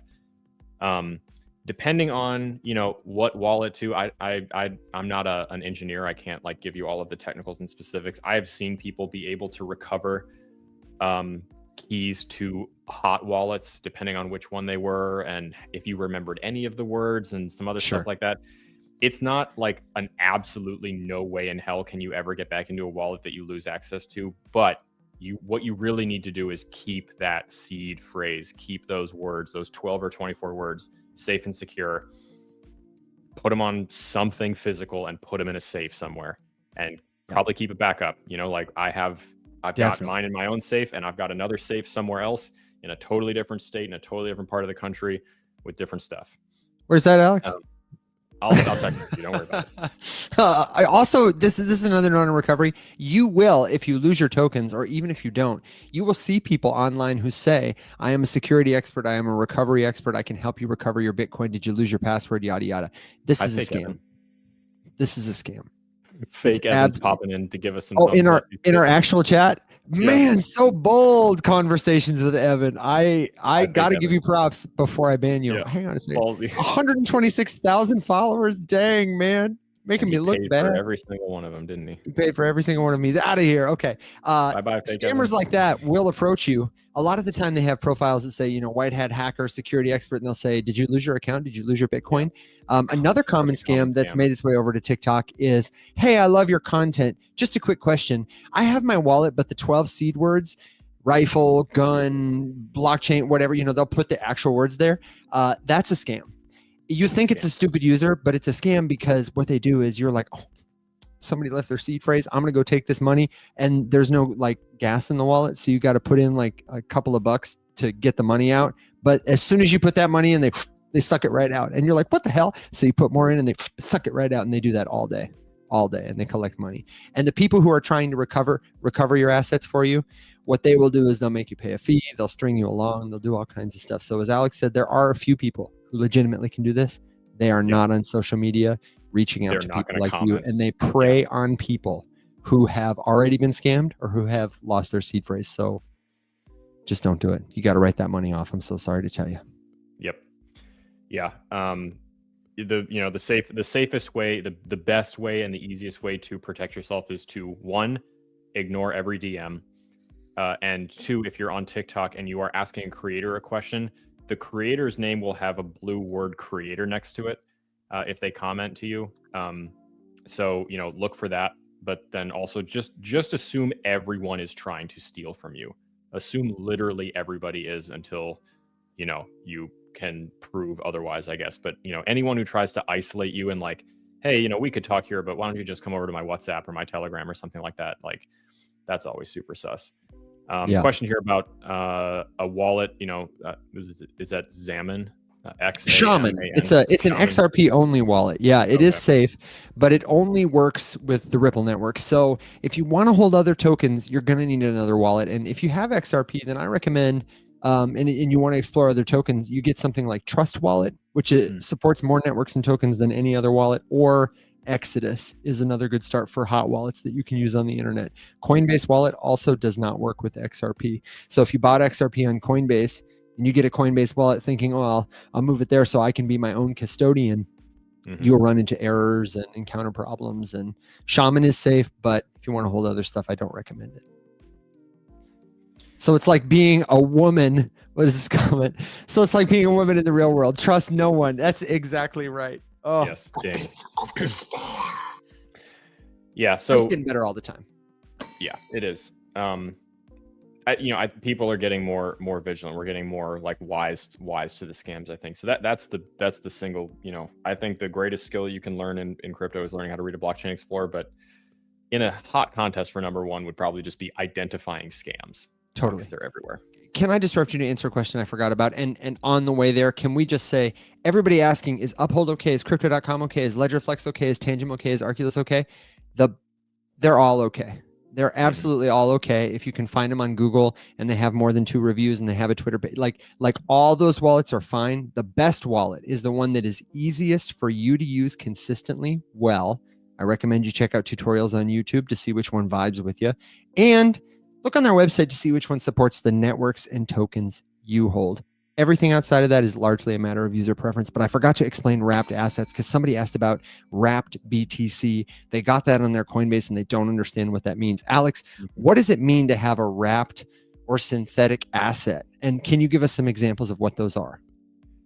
Yeah, so the most common is probably wrapped Bitcoin, because Bitcoin is, big and popular, and it doesn't have a ton of options on its actual blockchain for like things to do with it. And so people get bored and they want to do stuff with their Bitcoin. They want to use it in DeFi. They want to try to stake it somewhere, and Bitcoin cannot be staked. So what would you have to do? You have to dress it up in a costume so that you can stake it. And wrapping is basically just like putting it in a different shell so that you can take it somewhere else. So it's like converting a document to a PDF. Yeah. Exactly. You're changing the file type of the crypto. So, if you have Bitcoin and you can't stake it on the Bitcoin blockchain, but Ethereum has staking, you can wrap your Bitcoin up in an Ethereum costume and put it on the Ethereum blockchain, and then you can do Ethereum stuff with it. And there are tons of other examples of wrapping all sorts of different stuff to put different tokens that don't naturally belong on this blockchain or that blockchain over here or over there, so that your Avalanche can be used to do something over here on Solana, or your whatever can be over here to do whatever with. Fun fact for all of our level 1 users, all of your layer 2 Ethereum, your ETH on Base, your ETH on Polygon, your ETH on Sonic, whatever, all of those are technically wrapped Ethereum. Yep. Good answer, Alex. Good answer. Yeah. Well, we got through Aave and we didn't really get through any other altcoin picks. So let me tell you this. Took us a lot of other places. But honestly, that was a great conversation. And I want to let the people know who are like, what do you think about this? What do you think about this? The best place to go, really, truly, I'll say it again, is the Discord server. We have a whole thread there called Altcoin Grades where you can submit your picks. And I know it's been a long time since we did an After Dark where we really just researched altcoins and gave them grades. We'll do it. But that's a great place to ask in the meantime. And if you're new to Discord, like I say, I've got a tutorial on my profile.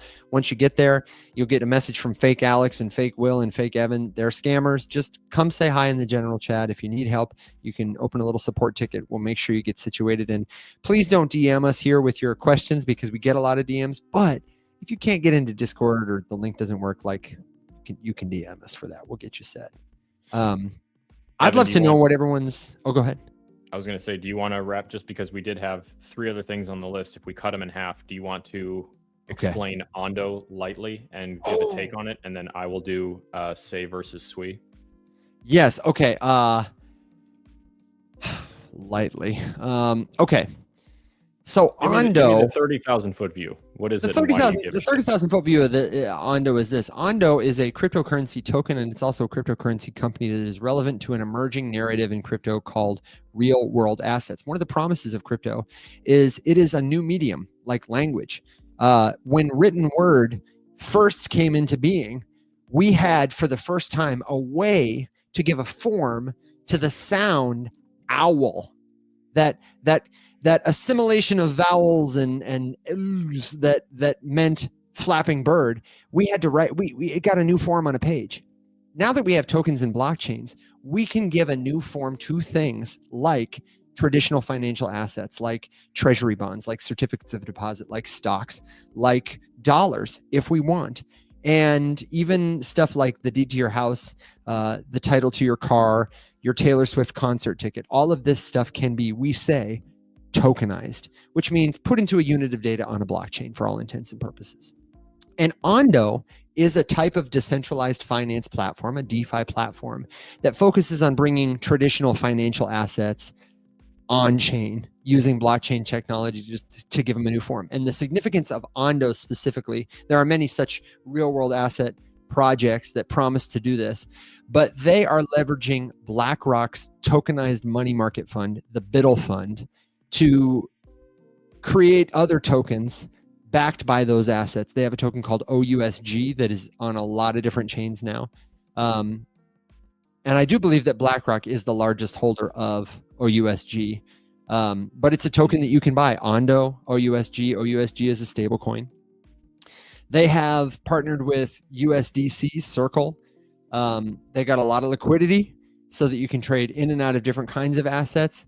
And they make it easier for traditional financial, like hedge funds, et cetera, who have rules about what they can buy and how they can buy it, to participate in crypto speculation, and also easier for crypto native people to speculate on instruments like stocks, bonds, treasuries. And the services they offer will expand in the future. But just in terms of proof in the pudding, they have tokenized or given access to tokenized funds that represent over $100 billion in assets. So more than any other play in like the real world asset space, this is somebody who's got a lot of proof in the pudding.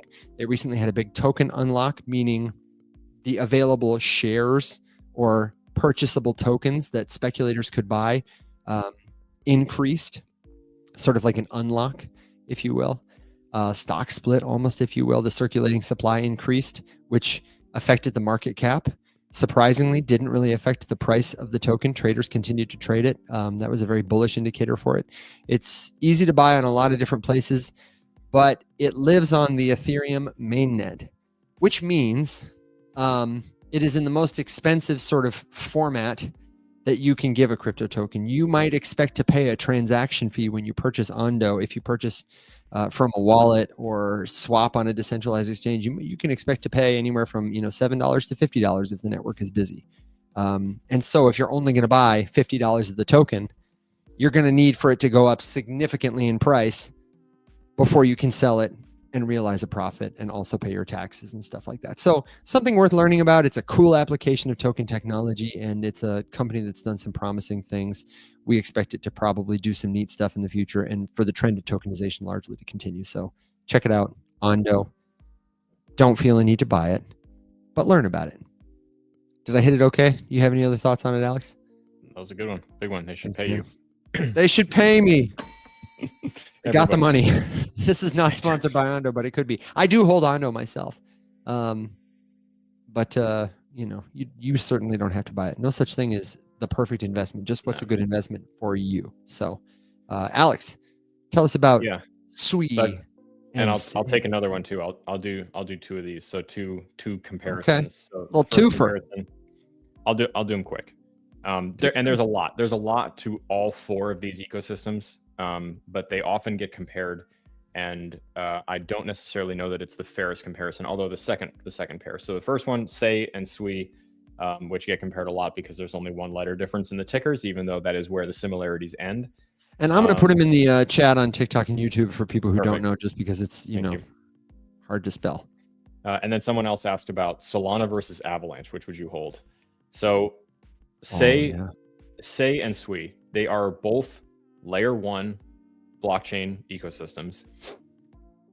However, they have extremely different missions.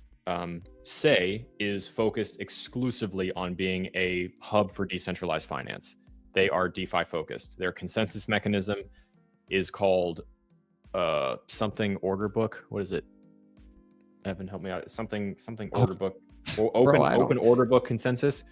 That sounds about right. And it's basically designed in plain English. It's designed to facilitate faster, smoother, more transparent trades. That's really its only purpose. And that is the whole point of Sei. They are payments, payment rails, financial services, DeFi. Sui is a different consensus mechanism, similar to actually Mega ETH that we were talking about with Casey this morning. On the show, wherein they split what has to happen to verify transactions into two clumps, and they do them both in parallel at the same time, so that you can just move more quickly and more efficiently and for cheaper. And they are focused on being a general purpose ecosystem, like Solana, like Avalanche, like Ethereum, like Polygon, something like that. Sei, SEI, is really not a fair comparison to Sui, because Sei is coming for the DeFi niche and Sui is coming for the open, general purpose niche. I would say personally that I'm not upset about either one, but they're very new. They have a lot of work to do. They are riskier because they're fresh. Some people are actively looking for that because you might be able to get in early to something that's going to be way bigger in the future. But then old, grumpy, conservative people like me don't really get super jacked on that because they have a lot of ground to make up. They are being absolutely decimated in the culture war by Solana.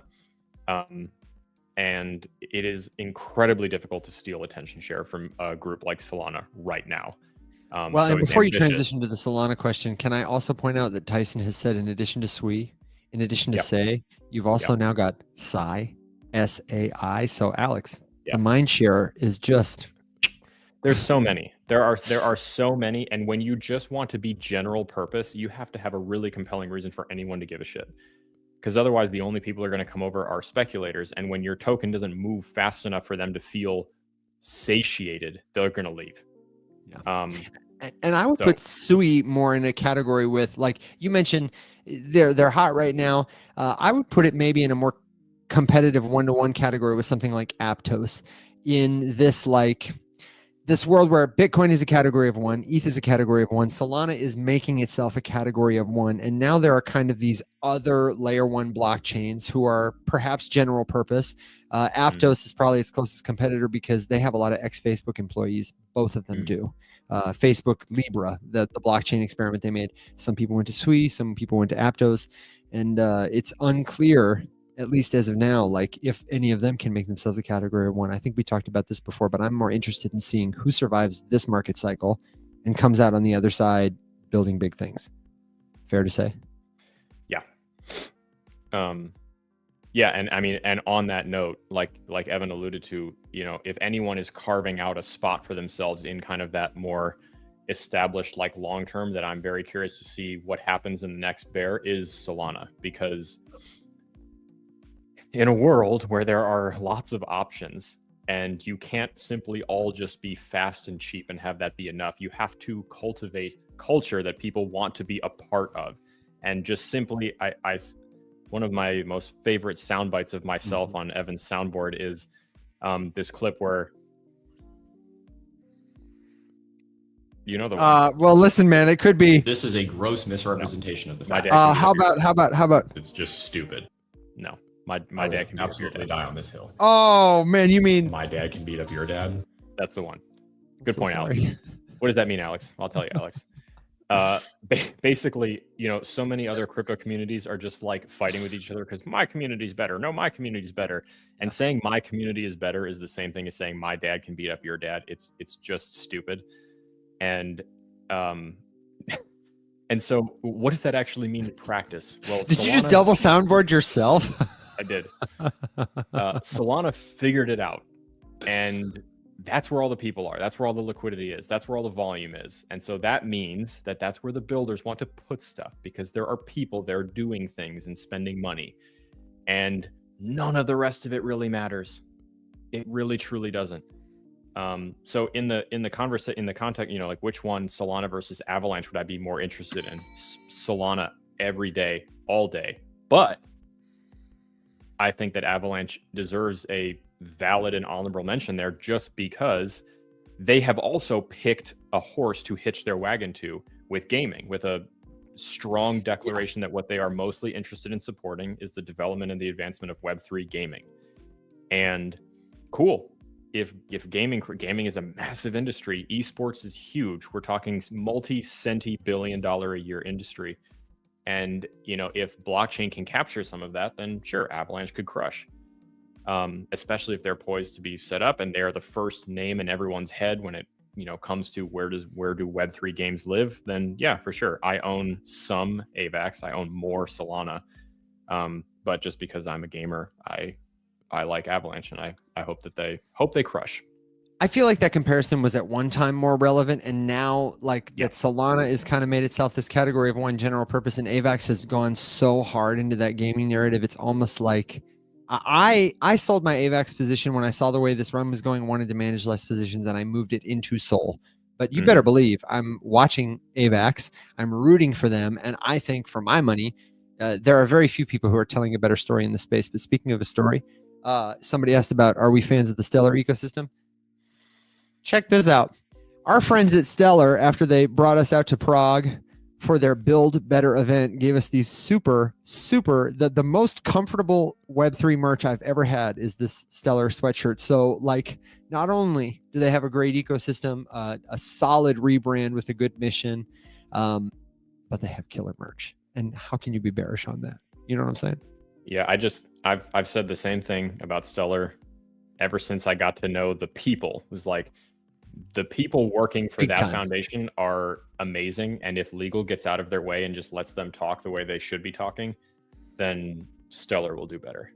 Because right now no one knows anything about them except for allegedly it's XRP's baby brother, which is just because of Jed McCaleb. And even though he posts on Twitter routinely that he doesn't give a shit and he's not working with XRP anymore, and stop telling him that he does, nobody cares. I mean, there's a fine ecosystem. Shit works. There's stuff there, you know. But the thing that they are missing is that identity, is that culture. There's no reason for someone to go explore Stellar unless they are already into it. And there's nothing, you know. There's no big like why. We don't know. But I would definitely encourage people to go check out their Twitter, you know, their social channels. They released a great documentary about the ways they are making access to money on chain easier for everyday people all around the world. And I think it's a really compelling story. It's easy to see yourself in. And I think if they stick with that narrative instead of, you know, the narrative that's kind of been written for them by everyone who, you know, is in the like XRP, XLM, X whatever token community, that they will really have a chance to capture a lot of mind share. And someone asked about HBAR, which actually it feels like a good kind of final note to say, at least for me. Just, you know, I don't know that much about Hedera's ecosystem specifically, you know, who's there, why they want to be there. I don't think they have a ton of volume. They don't have a ton of TVL. They don't have a ton of users. There's not a ton of stuff, which is the case for most ecosystems. There's actually not really that much stuff on any of them, which is why Solana sticks out, because there actually is stuff. But I also think that we do ourselves a disservice, and all of these projects, especially the ones that we love, by having a weird like metric of success by which we judge them. Because in the real world, you know, outside of Web3, you would never look at like REI as a company, Columbia as the North Face. Like, I don't care. Pick any of these, like, you know, outdoor, you know, clothing, attire, Orvis, whatever. Yeah. Yeah. First of all, can anyone tell me what the market caps of any of those companies is? No, you can't. If you can, you're a nerd. And second of all, if I told you that, you know, what just happened today? Did Solana flip Nike? Did I see that today? Did it really? I think it did. I don't doubt it. I can find out. But like, okay, so let's, you know, or take Nike and Adidas and, you know, other shoe companies, whatever. Like, do you know what their market caps are? No. Do you think that like the fact that Adidas market cap is like lower than Nike's means that Adidas is a failure as a company? Like, you know, if you like those shoes, buy those shoes. Like, but Daniel says Nike is doing really bad, to be fair. Yeah, and I thought to Daniel, correct me if I'm wrong, didn't you used to work for Nike? Like a long ass time ago. Double gwump, man. That's Double great. Gwump. So, you know, in that sense, I think it's just like horribly unfair that we think that like every blockchain needs to go to $1 trillion until, you know, before it's like considered to be successful, and, you know, they can't be good until they hit so much in market cap. It's like, no, if they do a thing and their ideal like target customer likes their service and pays them for it, and they are sustainable and profitable, congratulations, they succeeded. And my favorite example of that is an oldie but a goodie. What am I going to say? I'm sorry. I was looking up the market cap. I blipped out for a second. I wanted to catch you off guard. VeChain. Oh, you did catch me off guard. Yeah. It's a great example though. VeChain is like all but forgotten. Well, but you know, I have actually seen some whispers about it. I would not be surprised if it had like a dyno pump this run. Because there's bag holders. There's bag holders is on the front page, man. But like, you know, VeChain started with a thing. They did a thing and they sold the product or service to a couple people, and then there you go. Then they stopped. They stopped trying because they achieved the thing. they're gonna be fine, or they're gonna close down or whatever. But like when I was at Consensus last year, they had a massive booth, and I was like, holy shit, you guys are still alive.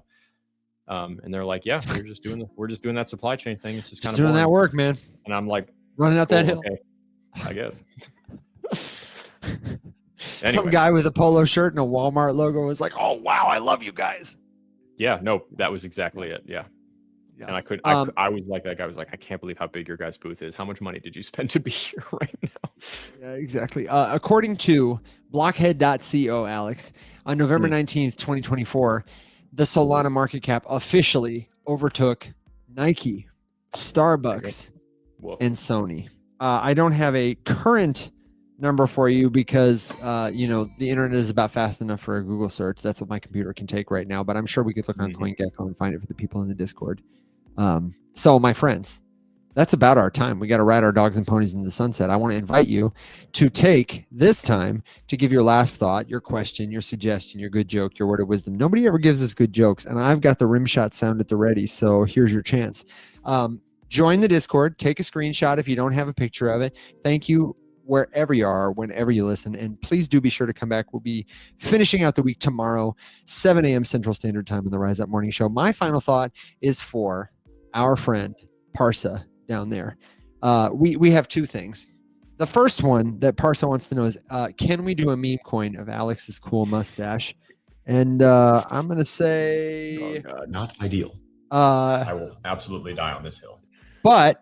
Hey, man. Oh, no. My dad can beat up your dad. So take that for what you will. Not financial advice. And then also, Parsa, you asked, mentioned about just Ondo and XRP. So I'll answer this final question. Ondo announced that they were going to bring their OUSG token to Ripple's network. Now you can trade it there. And the question was, is this good news that will affect the price of Ondo and XRP? And my answer was, I honestly think it's better news for XRP, a chain that needs substantive news right now.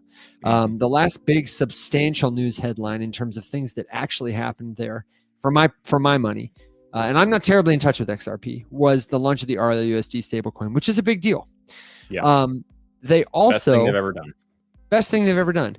There's a lot of speculation for XRP people. The Bank of Japan is supposedly going to start integrating with them, or, this or that bank has got a partnership to explore blockchain technology with them, but it hasn't translated to meaningful TVL, volume, or adoption for the XRP token. So the fact that Ondo is putting a token on Ripple's network is, I think, very good for XRP because it will bring them some attention and maybe some much needed liquidity. I think it is better for them in terms of they gain more from it right now than Ondo does, because XRP doesn't have a lot of volume on their chain. They are trying to make some moves, so it could be good for Ondo. Any expansion is good for Ondo in the long run. The XRP community is absolutely on fire for their token, so if that brings more attention to Ondo, that'll be good. I don't think it'll affect the price of Ondo necessarily, and I don't necessarily think it'll affect the price of XRP. I speculate that because again, there's not a ton of liquidity on XRP that I just expect is going to flow into Ondo. It's a $4.5 billion token, but I don't think they're going to get a big surge.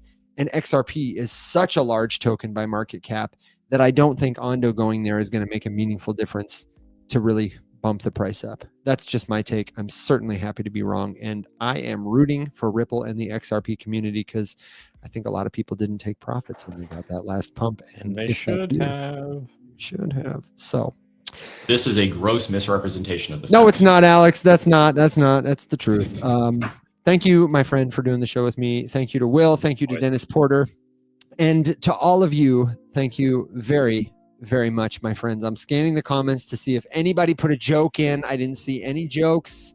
If you got a joke, I put it on the screen. You didn't see it? Did you? On the screen? On YouTube here? I don't see it. Oh, hang on. What did the sushi say to the bee? Wasabi. That is truly final thought. Good jokes and words of wisdom worthy. I've actually never heard that joke. Well done. Wasabi. It's just the right amount of awful. And with that, my friends, we so appreciate you. We're glad you're here. We can't wait to keep learning with you in the future. Get in the Discord. Come back tomorrow. Until next time, everybody stay safe.